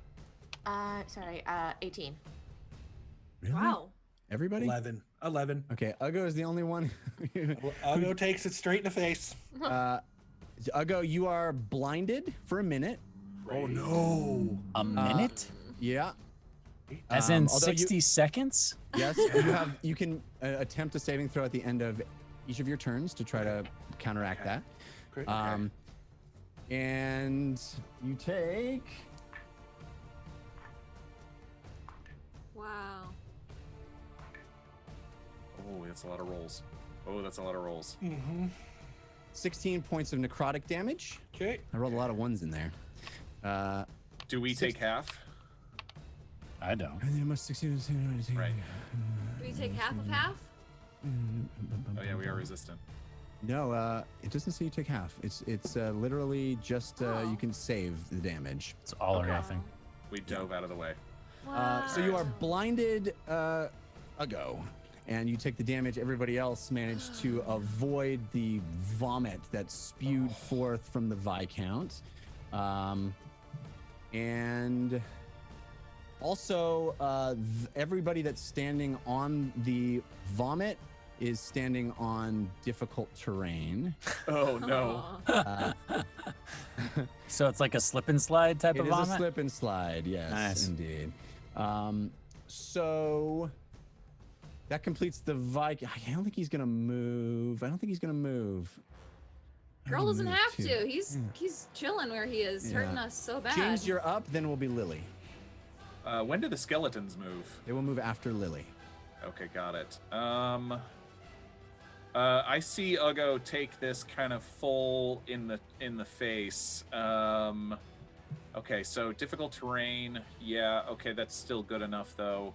I'm worried about Uggo, so I am going to take a few steps forward, grab Uggo, and just stare the Viscount right in the face as I cast Thunderstep. And Uggo and I are going to the far back corner. So basically I get between Uggo and the Viscount to make sure I get all three of them in the 10 feet radius. Okay. And say, yeah, here we go. And Uggo, and Uggo and I teleport. Will you also get Civ, it looks like? Not if I get between Uggo and the Viscount. Oh, I see. You're standing in the space ahead of him. Yes. Okay. Yes. I want to make sure I catch all three of them in this circle of 10 feet. Gotcha. So they all three have to make con saving throws. Okay. And map room Uggo. I'm sorry. Yes. I have advantage from Grim Fated, countered by Don't Hate Fahima on the first, which is a natural 1. I have advantage from Grim Fated, countered by Fallstar on the second. Which is a 2. Not great. I have advantage from Grim Fated, countered by Scully as my homegirl on the third, which is a natural 20. So at least one of the skeletons got. So map room Uggo and I will be teleported basically to the back corner at the top of the screen. And they, all four of them, will take 4d10 thunder damage, but I rolled terribly, so it's 11 points of thunder damage. Oh, bummer. Still in the same room, right there, map room. That's great. You said all 4 of them. You mean all 3 of them? I'm sorry, all 3 of them. All 3 of them take 11 points thunder damage, except the one who saved, who will take 5 points of thunder damage. Boy, that's terrible. That's a terrible damage roll. But you did damage, which is better than some of us can say. So you grab hold of Uggo, and this immense sound explodes. This pop as you leave, as you create a void in space, and that sonic boom that happens in the space that you left causes incredible impact on the skeletons and the Viscount. Causing a problem. Okay, Lily, is your turn. Okay, I am going to... So, the Viscount, I assume, hasn't been looking at me because it thinks I'm just a dead body still? Yes. I mean, if you unless you have stood up at this point, but then you'd be I got prone splattered still. with stuff, but I didn't take any damage from it. I dexterously missed it. Dexterously squirmed out of the way? Yeah. So I'm going to... Does laying on the vomit hurt? It doesn't hurt, but it's not like burning me or anything. It's not like... That's right, yeah. Okay. I'm going to stay there. I'm going to pretend like I'm dead, not do anything. And, but I am going to cast Shatter on the Viscount and his buddies. Okay. I think it's a 10-foot... Square? I think it's a sphere. I mean, you can definitely get all 3 of them. So I think I should be able to get all 3 of them in. Yeah. And so, 10-foot square. And so they have to do a con save. All right. I have advantage from Grim Fated on the first. This will be for the Viscount. That's a 10. Oh, well, no, sorry. I have advantage. I'm sorry. Make that an 18. Ugh. I have advantage on the second from Grim Fated. This is for the first skeleton. And that is con save. That is a 13. Does not save. I have advantage from the Brush of Tea on the third. That is a 12. I don't think I gave myself advantage on that last one, though. Did I? I don't think I did. It doesn't matter. Okay, so both of the skeletons fail, but the Viscount succeeds. Okay, so it's only 9 points of damage because I just cast it at the lowest level to see if it works on them. Okay. So 9 points for the skeletons, and then the Viscount would take 4, I guess. 4, yeah. All right. So you were sitting on your back in a pile of vomit, playing your flute and casting shadow. I've kind of like rolled over, and I'm trying to draw no attention to myself, and then as soon as I cast it, flute down, and I'm like I've cocked my head so I have like one eye open, kind of seeing how he responds. Amazing. And under my breath, I'm like, come on. Yeah, it does. It does. It certainly does land with a lot of force, and you see them react again. Goop coming off of the Viscount. These shambling skeletons dropping bits of bone and certainly getting damaged from that. It is the skeleton's turn. So we are going to see skeletons just advance forward at Civ, and we'll do one at a time. The topmost one will walk forward and attack Civ with. Is it difficult terrain for them too? Yeah, but it doesn't. I mean, it doesn't matter. They can. They should still get there. Yeah, but yes, thank you for pointing that out. Their bony little feet slide right through. Yeah, I'm just looking to see how much these guys are immune to. Right. So multi-attack on Civ from the first skeleton. I have advantage from the Brush of Tea, countered by Don't Hate Fahima on the first attack, which is a 18. Yep. All right. And then the second attack, I have advantage from Goofus McDorkle, countered by Don't Hate Fahima. And that is also going to be a hit. That's 23. Oof. Okay, so the first attack is a slam, which does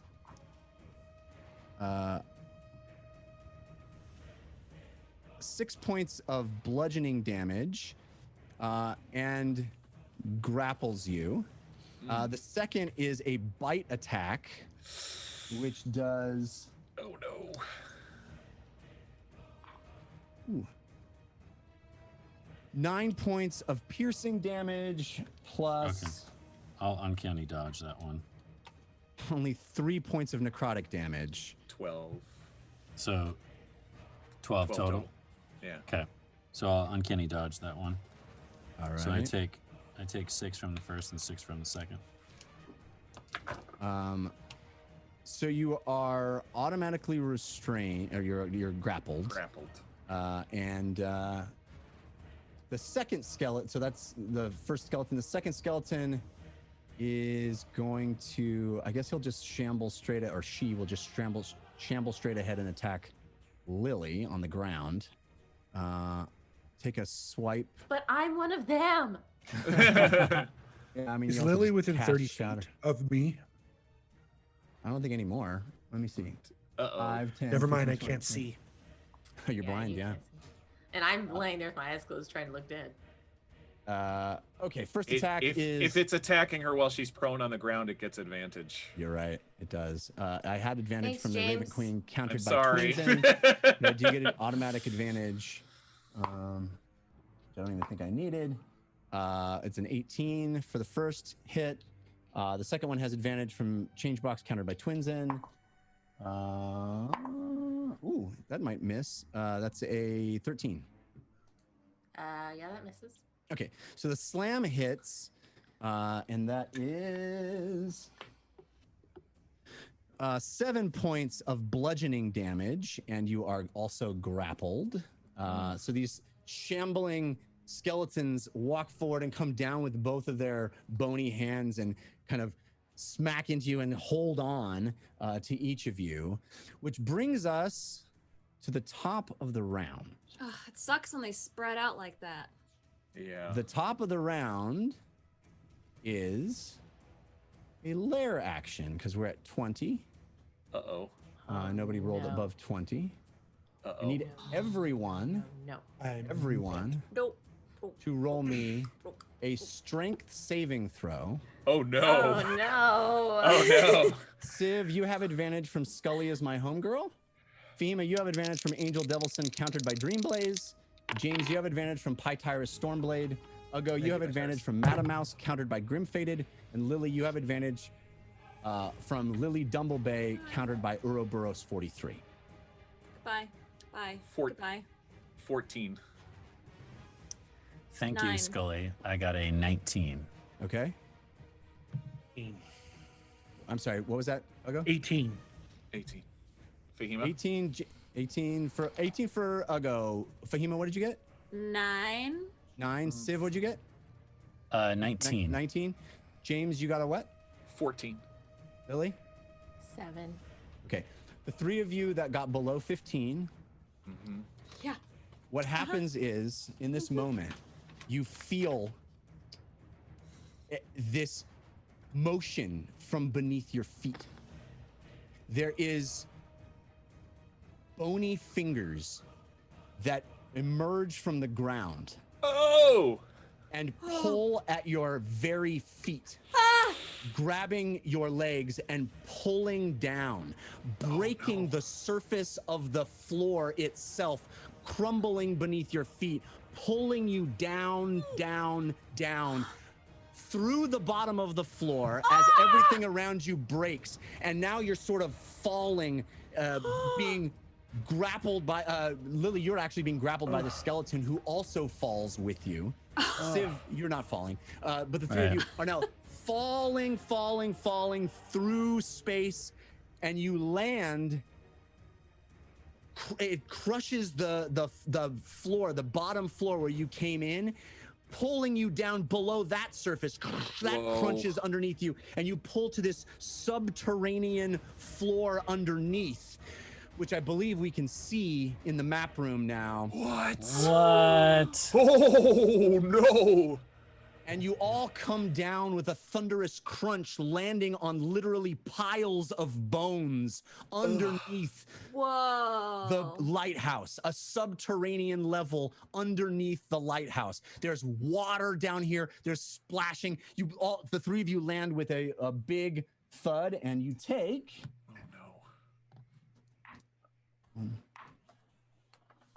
Am I gonna die? You're here with Lily, at least. 16 points of damage from fall. That's a fall, man. Okay. Do you still have your reaction, Fahima? Because you could feather fall that if you have it. I was gonna ask if it was a feather fall situation. Is this just fall damage? Well, yeah, this is just fall damage. I'll say that you can use feather fall to prevent the damage of the fall, but you would still be pulled down to the subterranean level. It's not something you can prevent happening. But yeah, I'll allow you to use your reaction to cast feather fall. Sure, you have it prepped. Yeah, I would love to do that. Otherwise, I'm pretty close to being dead. And I think you can cast it for everybody, right? Yeah, up to 5 people. Oh. So are there now holes in the top where we are? There are. If you notice, if you go, map room shows you the other thing, you'll notice there were a bunch of holes that have been patched. Things have been placed over the top of them. Civ is still up there. Civ is still up there. Ugo is still up there. And I am down there. So map room, I am down there. Civ is up. Yeah, I fell through. Civ did not. And I'm gonna guess that I couldn't counterspell a layer action, right? Right. It's not a spell. Yeah. Wow. Woof. Wow. Okay, so who's down in the bottom? Wait, did we take less fall damage then? You shouldn't take any fall damage now unless there's So we debris. didn't take the 15 fall damage. No. Oh, Fahima cast Feather Fall as her reaction as you went down. So you're being pulled down, you're smashing through, you're feeling all this crumbling around you as the floor gives way and you're falling. And then you feel the effects of Fahima's magic. I'm gonna say you still take, let's just say 3 points of damage for going through that floor on the bottom. Yeah, that's fair. Even though you're falling slowly, it kind of crumbles Acting around as a human drill. Yeah. Right. And you land in this extraordinary subterranean cavern. Really, it's a space that has water. It looks like there are a strange glow from the back of the room. You are underneath the bottom floor of the lighthouse. Wow. And there are piles of skeletons. I don't know if you can see clearly here in the map room. There are piles of skeletons all around, some of them in large puddles of water, a big central area with huge amount of just discarded skeletons. And Do any of them... Go ahead. The skeleton still has Lily grappled? The skeleton that was grappling Lily went with her down and is still grappling her. Yes. Okay, got it. Okay. Do any of the... Sorry, can I just ask 2 questions? Do any of the skeletons look like they have been affected by recent magic? Like, we gotta be wary of them coming to life? And also, could you tell us a little bit more about that glow you were describing? I will when it gets to your turn. We are at Ugo's turn, which is still on the uppermost floor. Yeah. So we'll do that. We'll get to that, I promise. So we're still on Ugo's turn. And Ugo, blind. you just watched... I watched nothing. He didn't watch a thing. Blind. I watched nothing. Oh! All of a sudden, James just disappeared. Yeah, you felt yourself be grabbed by James and then pop to a new location. And then you feel sort of a rumble, and James's arms on you kind of are pulled off and disappear, and then the sound of him is gone, but you heard a sound of a lot of crunching and cracking on the floor. You were teleported while blind, so you are probably very disoriented. Good point. Indeed. Shoot. Can I determine by sound who's around? Well, you hear me struggling. Right, you but roll can I saving hear? throw? Can I hear? I mean, you can roll Sorry? a perception check Yeah. if you want to use an action. Does he get to save at the end of his turn to get rid of the blindness, did you say? I believe that's the case. Let me double check. Yeah. Okay.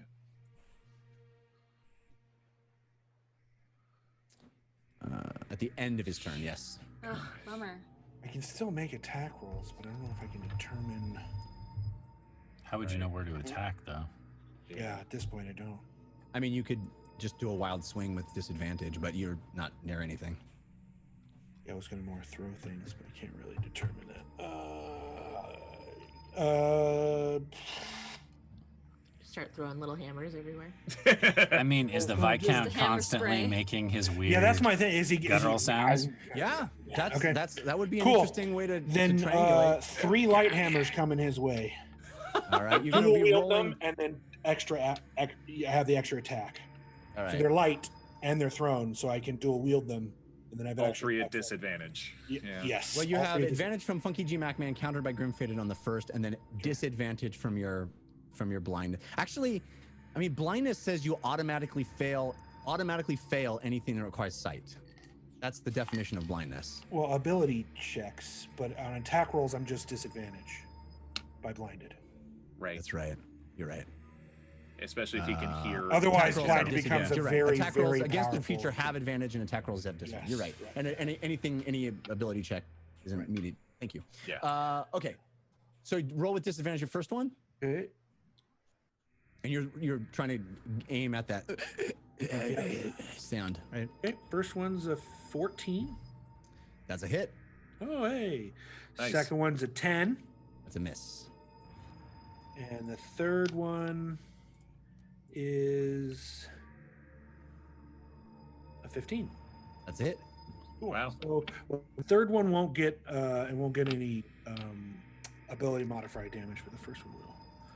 So the first one is 6 bludgeoning, Okay. and the third one is 4 bludgeoning. All right. Not too shabby for a blind guy. For being blind. And, I will. So you're sort of wildly throwing these tiny crustacean hammers used to crack open. And I'll run straight Food. for his sound, straight towards the sound of the Viscount. So wherever that puts me, 40 feet towards him, towards that sound. I mean, You 5, determine 10, where I 15, am. 20, 25, 20. So you'll run right into him. Yeah. Yeah. So let's say when that happens, you'll immediately have to roll your con save. Okay. To smell, for the smell, right? Yeah. What are my rolls like? You have advantage from Funky G Macman, countered by Grim Faded. Cool. 21. Yeah. So you run up there, and the smell actually helps you find your way. In a sense, you're just running toward the Nice. sound of guttural moaning and this awful stench, and you run and you bump right into the. He's very unhappy. Fahima, What's the save to cure my blindness? Oh yes, please. That's a con save, and you have advantage from Grimfaded. Look at that. Thank you, advantage. Wow. Does the 19 save? It does. Yes. Thank you, Grimfaded. Yes. So you. Yeah, Uggo wipes his eyes and goes, "Now I'm gonna kill you." All right. So coming out of blindness, of course, Uggo, you realize that a lot of your friends aren't here anymore. Where'd everybody go? Yeah. Okay. Now moving down to the lower level, Fahima. It is your turn. As you land with Featherfall, you are a bit disoriented. It's strange that you have gone through this thing. You managed to have enough wherewithal to cast that spell and land without any impact. But you look around you and you see these piles of bones and bodies. You see this liquid, this water, this standing water that your feet are drenched in. You're up to the ankles. It smells. It stinks. And there is this horrible light that is kind of emitting from behind you. And glancing over your shoulder, you see standing there at the top of the map in that light, a winged creature. Oh, man. Oh no! Oh, we're in it now, man. Oh no! Heavy. A Hi, winged creature buddy. standing there. It's right at the top in that light there. Oh, right next to me. Oh great! All of the spellcasters are down here. Now I Oh kind my of gosh. wish. Now I kind of wish that I had failed that save.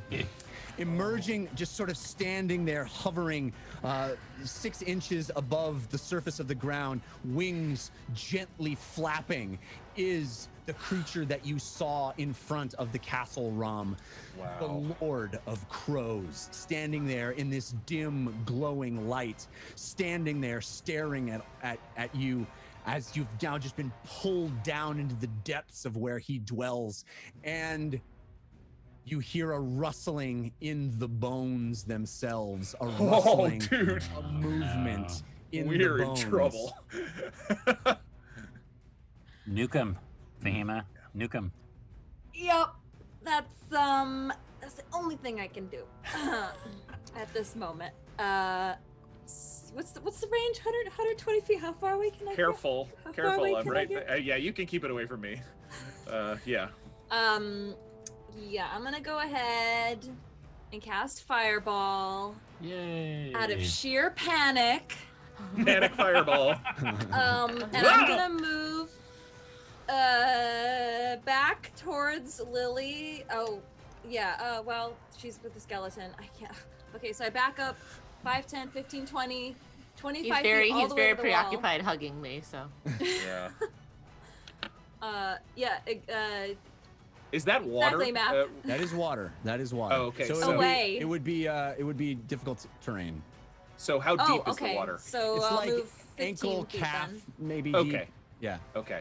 So if that's difficult terrain, it's probably like one less step then. One square Jessica, back. Jessica just said 15. Oh Yeah. So, nothing to see here. Just shuffling all of my documents. Everything is fine. Yeah, I'm gonna cast Fireball at 4th level All right. Do it. because he deserves it. So that's gonna be Dex saving a throw. Dex save. Oh, he did not roll well. I have advantage from Caldera, but it is countered by Fail Waffle. 6. Yes. Now I just have to hope he's not resistant to fire damage. He's I not. He was taking fire damage before with the Wicker guy. He was. God bless him. But has he learned resistance to fire in the meantime? I'm just kidding. It's been a day or two. Yeah. I don't That's like what he was D&D doing. anymore. Yeah, it's like, I gotta fly off and learn how to resist fire. That was so embarrassing. This fire Right. woman, she was crazy. You hear that? You hear Yeah. that? Oh yeah. Yeah. Oh yeah. I like it. Roll it. It's gonna be so good. Yeah, that's 96. Woo. I assume So- I'm not in this fireball. Yes. By the way. It's a sad 96. additional outcome. That's what you get. That's what you get for lying to us, James. Yeah. Bye. Fahima, hey, please don't blow me up. 31. I always liked you. You know what? 34 fire damage. 34. All right. Nice. Fahima steps back, sloshing through water, the wound on her arm still bleeding from where she sliced herself, but she summons a more familiar spell. She summons a spell that is of her being, and she brings her hands together and pushes them forward, and an enormous fireball emits from her hands, shooting into this creature, exploding with a ton of fire damage. And There it is. yeah, look at that. It squeals and screeches, its wings flapping as it hovers there in the air, its eyes burning coal, its teeth gnarled and shining white in the gloomy light of that pale yellow glow from behind it. 34 points of damage. Is that what you said? Yeah. 34. I have a quick housekeeping question too. Yes. Do I recall, Ron, you saying that reactions reset at the beginning of each round? Yes. Yes, Top that's of each correct. round. Yeah. Great. All right. Wow. So we are up. By the way, the Lord of Crows rolled a 15 on his initiative. So he goes next. now. Yes. Oh! Oh no. I'm in trouble. Me So a couple of things happened. Actually, he's just gonna fly straight forward at the source of his the fireball. No! I mean, Didn't he you just got see? hit- I was covering my face. You can't see got me. hit by a fireball, so he's gonna fly straight forward. And Would I get an attack of opportunity on that? No, you're not within. He is in the diagonal. Well, I mean, he wouldn't be in. Where If he was flies standing- up. Yeah, he's not going to yeah. fly by you. Is basically what I'm saying. Okay. And he comes at you, Fahima, with claws, and I have advantage from Melchior, countered by Angel Devilson. That is a 14 to hit. Oh, You're muted. You're muted. You're muted. You're muted, Jess. But you look happy. Mage armor? Yes. To miss? Yes. Okay. All right. But in his wake, coming behind him, is as if like from his wings itself, his second attack is this swarm of black winged crows that attack James. No! Like sort of out of that light, out of the sort of as his wings expand and he takes flight and zooms forward at Fahima, these crows emit and swirl around and come at James with a crow attack. I have advantage from Grim Fated, countered by Grim Fated on that one. And that one is definitely, that's a 20, dirty 20. Yeah. And Oh, you know what? I just looked at my sheet. My AC is 14, not 15. So it did hit me. No, it was a 14, right? Yeah, 14 means it hits. Oh, you're right. Well, Oh my gosh, I don't know why I thought I had a 15. You could use shield though, as a I reaction. will use shield. well, I she will can't use now shield. because she used. Oh, she got her reaction back. It as was her reset. turn. It reset. Yes. All right, James, you got 5 points of piercing damage Okay. from that crow attack. Okay. Not even that bad. Okay. Don't downplay And- this devastation, Jeff. And so are we? I mean, what are we doing? Did you take that damage or not, Fahima? No, I cast shield. Okay. So that brings us to Civ's turn, and you are still on the top floor. Wow. So much happening. Yeah. So, did I see everybody get sucked through the floor? I think it would be hard to miss. Okay. Yeah, unless you're blind. Do I? Right. Do I still see the holes in the floor? Yes, I mean there are holes there. It is not. It's not like there are giant, treacherous holes that you need to worry about. But yes, they were kind of pulled down painfully Civ- through these holes in the floor. Yeah. You're still grappled. No, I know. Okay. I'm going to pull a little Rocky action, and I'm going to tuck down, pull the kitchen knife and another dagger, and I'm just going to start stabbing like crazy in the belly of this skeleton. Ooh. Okay. Advantage, So disadvantage. you have advantage from Bow Busy. Thank you, Bo Busy. What about on the second attack? Advantage from Z-Man 9018. Thank you, Z-Man. Nice. So the first one, I'm pretty sure is a hit. It's 26. Yes. And the second one is a dirty 20. That was also a hit, yeah. Okay, so this is just so you know, it's the kitchen knife from Castle Rum that I'm stabbing him with the first time. All right. And that's gonna have sneak attack on it. So 2, 6, 10, 19, 21 damage from the first knife. All right.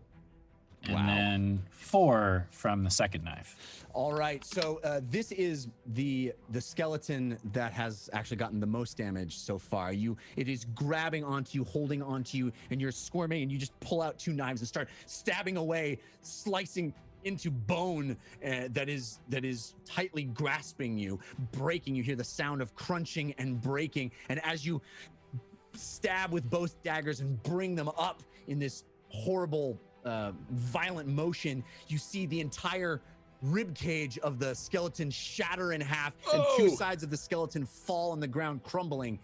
Wow. It just seems to be animated no more. Sweet. Bye, Sir Otterpop. Yeah, or was that Otterpop. Lady Josephine? No, Which that was one Sir was that? Otterpop. You're right. Yeah. Oh, bye. No more otter pops for you. Oh God. You gonna leave Uggo up there alone? This is a really tough choice. How bad does Uggo look, and how bad does Mr. Viscount look? It's hard to tell Uggo with looks Viscount, fine. I'm sure. Yeah, Mr. Viscount looks bad, but he sort of started looking bad. But he does look like he's taken a lot of damage. And That's kind of his thing. It's kind of his thing. What'd you say, Ron? Uggo looks okay. Yeah, but I don't even know about the demon, so... All right. I'm going to... do I know about the stench? Can I decipher that? Or is it something that I don't know about until I walk into it? His stench effect. You kind of know... I mean, you notice that it smells bad up here, but you don't notice that it would be painful to you until you get within 10 feet. I don't know that. So correct, you do not know that. Okay, then I would circle around and flank the Viscount for Uggo's sake. So I will be behind the Viscount. Cool. So you end your turn in his stench. As you walk in and get into that flank position, your nose starts to burn and sear with this horrible aroma. Con saving throw, please. Advantage from Angel Devilson. Thank you, Angel Devilson. 19. That saves. So you manage to turn your face and endure it, push the effect out, and not have to suffer it. Now it is... And I will say, clenching my teeth and kind of gritting through this, they got sucked downstairs to Uggo. So he knows where they went. All right. So the vomit has dried because it's now the Viscount's turn. The vomit has dried, so we can remove... There you go. Thank you, map room. Vomit does not dry in 6 seconds, Jeff. I just want to say. Hey, man, I can keep it there if you want. Magical vomit. It's magic vomit. Mostly alcohol, maybe. If it's mostly alcohol, maybe. So he's going to multi-attack, one at Uggo, one at Civ. The first attack is a broken bottle attack. He smashes his now empty bottle of the liquor of the dead and takes a swing at Uggo. I have advantage from Grim Fated, countered by Grim Fated. Ooh, that is a 25. That does not hit. What? How dare you? How dare you? Ooh, roll 2 6s. That is 15 points of slashing damage. Reduced. Did not. Yeah, Reduced. I know. But you saved on the stench thing, right? You didn't get affected by the stench. Yep. Bummer. Okay, so the second attack is to Going to use my reaction. Okay. To sentinel attack, since he attacks someone that does not include me as the target. Okay. But the attack goes off first, though. Yes, Yeah. he does get the attack. Yeah. Yeah, mine goes off first. Oh, it does. Okay. No, sorry. I it's a think mine reaction. goes off first. It yeah. is. Yours Yeah. goes off. Mine's a Yeah. reaction. That's I correct. have advantage from Grim Fated, countered by Grim Fated on the second one as well. This is a 17 to hit on Civ. Dang, that's just enough. All right. Where's my D10? Where's my D2? There it is. Remember when we told Whitebeard we were all gonna come back? Yeah. 48 hours. That is 20 points of bludgeoning damage as he turns and uses his prodigious belly to just bump into you, and it is this awful, hard, distended surface that slams into Civ. Sorry, Jeff. He gets disadvantage on the attack as well. Yuki? From Ancestral spirits. Protectors, yep. I still It was rolled a the first 19 one on I the hit. second one. You do get resistance to the damage, Jared. Okay, I'm also gonna uncanny dodge it. Can we do both? Can you double up on that? I don't think it stacks, does it? I don't know. So Resistance and uncanny dodge. I guess the resistance. Well, my Ancestral Protectors would stop would slow the damage, and then his uncanny dodge would slow that damage. I half whatever damage I actually take. Right. All right, quarter it. 5 Oh points. So no, 5 no! I points. think because you get resistance, you can't have resistance to resistance. That's what I thought. I didn't think it I think you're stacked, right. I but think you guys you're are right. Okay. talking So me I'll out of it. I take 10. 10. Okay. Got it. All right. So From that a is belly bump. belly bump. Good lord. We're My up to attack. James. My attack on Oh yes, Oh, your yeah. attack. Go ahead. We You have have advantage advantage. from Cosmic Lord 09, countered by Grim Fated. 16. That Finish hits. him. He takes 14 points of damage. 14 points of damage. Okay. Bludgeoning. Uh, Magical bludgeoning. Yeah. Nope, not magical. You It's not magical. It's right. It's regular. Sorry. you smack him hard, and you see him.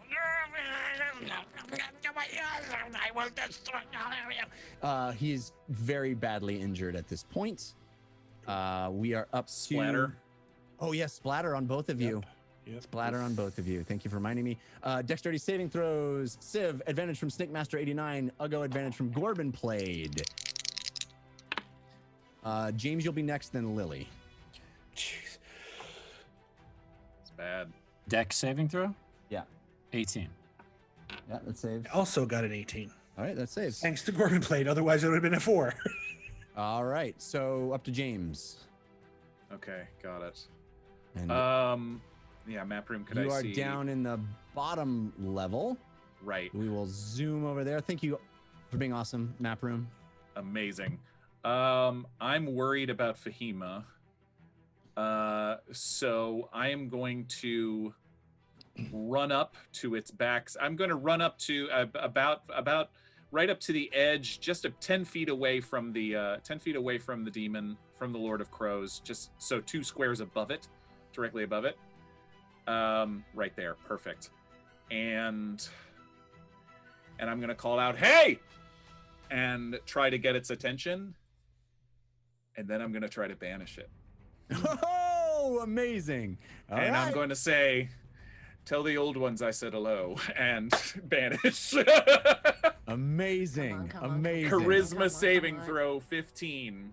Charisma. All right. Come on. I come have on, come on, advantage come from on, Grim Fated, Come countered on. by Vain Dead. Come on. I wish we could do a roll in the box in this. Seriously. Oh, really? Oh, no. 12. Oh! 12. So It's concentration. I have to hold it for a minute.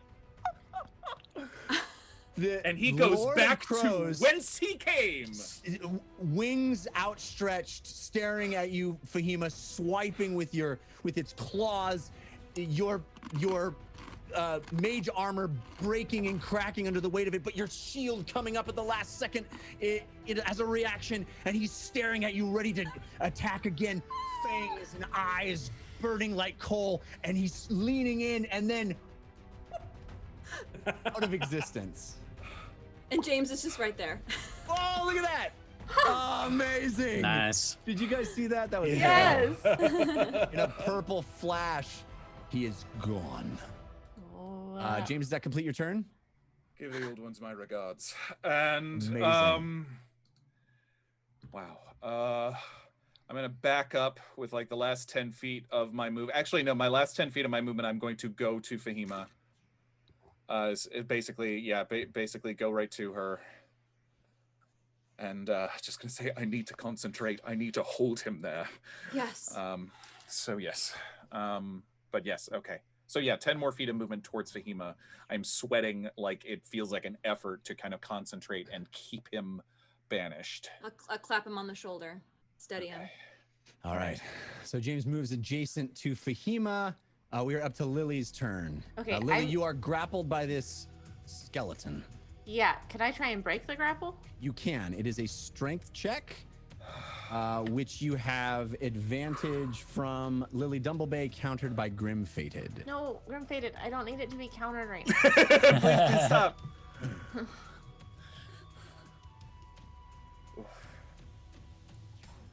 Looking good. 19? That breaks it. So Lily, summoning all the strength she can, pushes her hands up, and you hear some like slight cracking in the bone of this skeleton, and it releases you from the grapple. Great. Okay, so then, so that's my main action, and then I'm gonna move over to where Jessica is, Fahima and James are. Okay. It'll take an attack of opportunity on you. It will. Can I go out of its range? I mean, you can take the disengage action, but that would be your action. Well, wasn't undoing the grapple my action? Or do I get to do that? No, you get a chance to do that. Okay, I will take the disengage action, go around. I kind of do like one of these things to try and confuse it. And then... You can't see me. And then as a bonus action, I'm going to cast Spirit Guardians. Ooh. All right. Okay. Heck yeah. Just double checking that I'm doing that correctly. We're going to do skeleton after this, and then back to Ugo. Okay, thank you. And then Fahima will be after that. It's going to take that radiant damage right away then. Good. Wait, sorry. Nope, I can't do that. I get that mixed up with Healing Spirit. Oh, okay. So Spirit Guardians is a full action. Yes, but actually Healing Spirit might be good right now. For Fahima. So I'm going to do that. Okay. Yeah, so that's a concentration thing. So within 5 feet, I don't know if James is hurt at all. I'm a little hurt, yeah. So just there I might as well do that for now, and then I can drop it and do Spirit Guardians if I need to. But and that's 1d6 at the start of our, or if we pass through it, or at the start of our turn, right? Yes. Oh, Okay, amazing. cool. Thank you. Yeah. All right, so you have moved over to them, is that right? Yeah, so I moved over to them, cast this as a bonus action. All right, so the skeleton's turn. Sorry, 3d6. You were in 3d6. Whoa. Okay, great. So Lily is right next to us, map room. So the skeleton's turn, it is going to turn 180 degrees and follow Lily and take a swipe at her and at... She's just going to move one square closer and take a swipe at her and at James with 2 attacks. I have advantage from Grim Fated, countered by Dream Blaze on the first, which is a 13 to Lily. Misses. And the second is a 10 to James. So they both miss. This thing is disoriented and it just broke a grapple and is swinging its arms wildly, trying to get you guys. Unfortunately, what you also hear from the pile of bones behind you is more movement and shaking, and you see sort of emerging from that pile of bones what is to you, James, actually both of you, James and Lily, a familiar sight. It is a plant. Oh no! A plant that no! seems to be covered in poison, moving and oscillating around poisonously. It is the same kind of spore creature that you dealt with when you arrived the first time when you dug up the what? We're in trouble. Also, I'm really sorry, you guys, but it's only 2d6 because I was not 2d6. Casting it at 4th level, which is what I was accidentally looking at. So. Okay, got it. 2d6 of healing. That's amazing. Yeah. I just didn't want it to be. confusing. Sorry to interrupt. Keep going. All right, so this thing arrives on the scene, and it the first thing it does is animate 2 more skeletons. No, one. It can only do 1 at a time. Sorry, we'll animate another skeleton from the. You see one of its vines sort of start. As you remember from the dog, this time it is a humanoid skeleton that rises up and moves, and it's got this kind of sickly spore vine through its appendages, up in its skull, weaving around through the eye sockets, and this thing comes to life, and it starts shambling toward you. And as much as I hate to do this, I think that's where we're gonna end tonight. I want to finish this fight so bad. We are up against it, ladies and gentlemen. We are up against it. Wow. I do not want to stop here. You've but outdone yourself. This fight's crazy. Crazy. Oh my god. I want to finish it. I really want to finish it. This is an extraordinary moment, but I don't want to push too far. I'm not tired. We're gonna pause here. We'll pick up. Hopefully, we'll be able to capture some of the intensity when we arrive next week and pick up this fight. I just don't think it's going to end in the next 10 minutes. Or No, because there's more creatures that keep showing up. And that Lord of Crows might be coming back any second. Yeah, that's right. Let's hope That's not. right. Gosh. Not if I have anything to say about it. All right. Fun episode, everybody. Fun episode. You guys played so smartly. It's been really fun to watch. I have to thank folks that are giving us love. Cool Bean. I think that's Cool Bean. Cool Beans. Cool Bean. Lily Dumblestuck Fan, Lazy Pixie, Ruglius Booglius, and the Carson. Thank you all and more for all those wonderful gifts of support and love. Those balloons are much, much appreciated. Thanks to everybody that gave us advantage and disadvantage. So many of them were clutch tonight on things. We got lots more of this fight coming at you next week. Please do not miss it. You got to be here. We are live Wednesday night, 6 p.m. Pacific time at caffeine.tv/thedungeonrun. Of course, all of our back episodes available on YouTube or as an audio podcast. Thank you so much for being here. We'll see you next week. Until then, humankind, be bold. I'm terrified. To all of you who played along and interacted with us throughout the evening, our humble thanks. And thank you to everyone that shared our adventure. For Lord Ereban, that's me, and the team, be sure to join us live next Wednesday at 6 p.m. Pacific right here at caffeine.tv/Dungeon Run. As the Dungeon Run continues, click the star to follow the channel to get live notifications. Until next week, may the dice roll in your favor.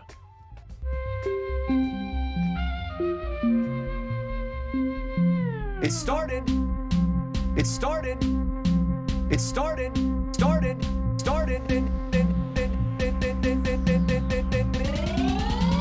As a simple dungeon run.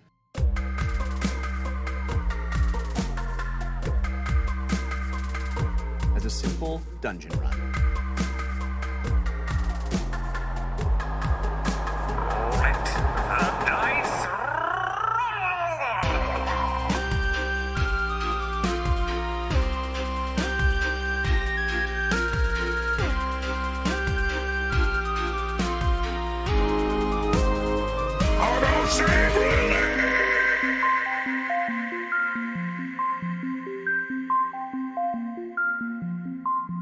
In a world where magic exists, anything is possible. Ah, life is pain.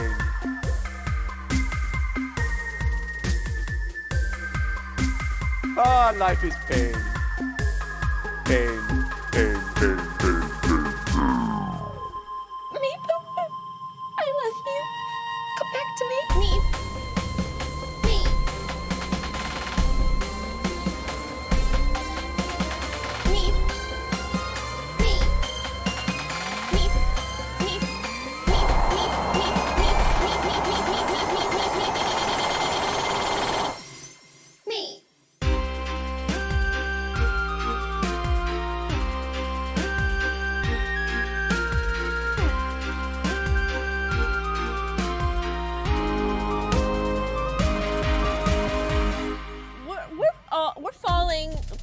nice. No plans.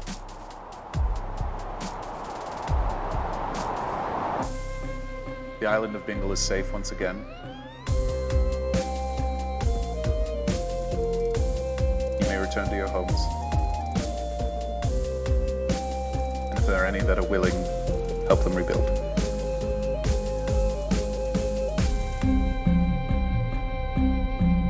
Humankind. Be both.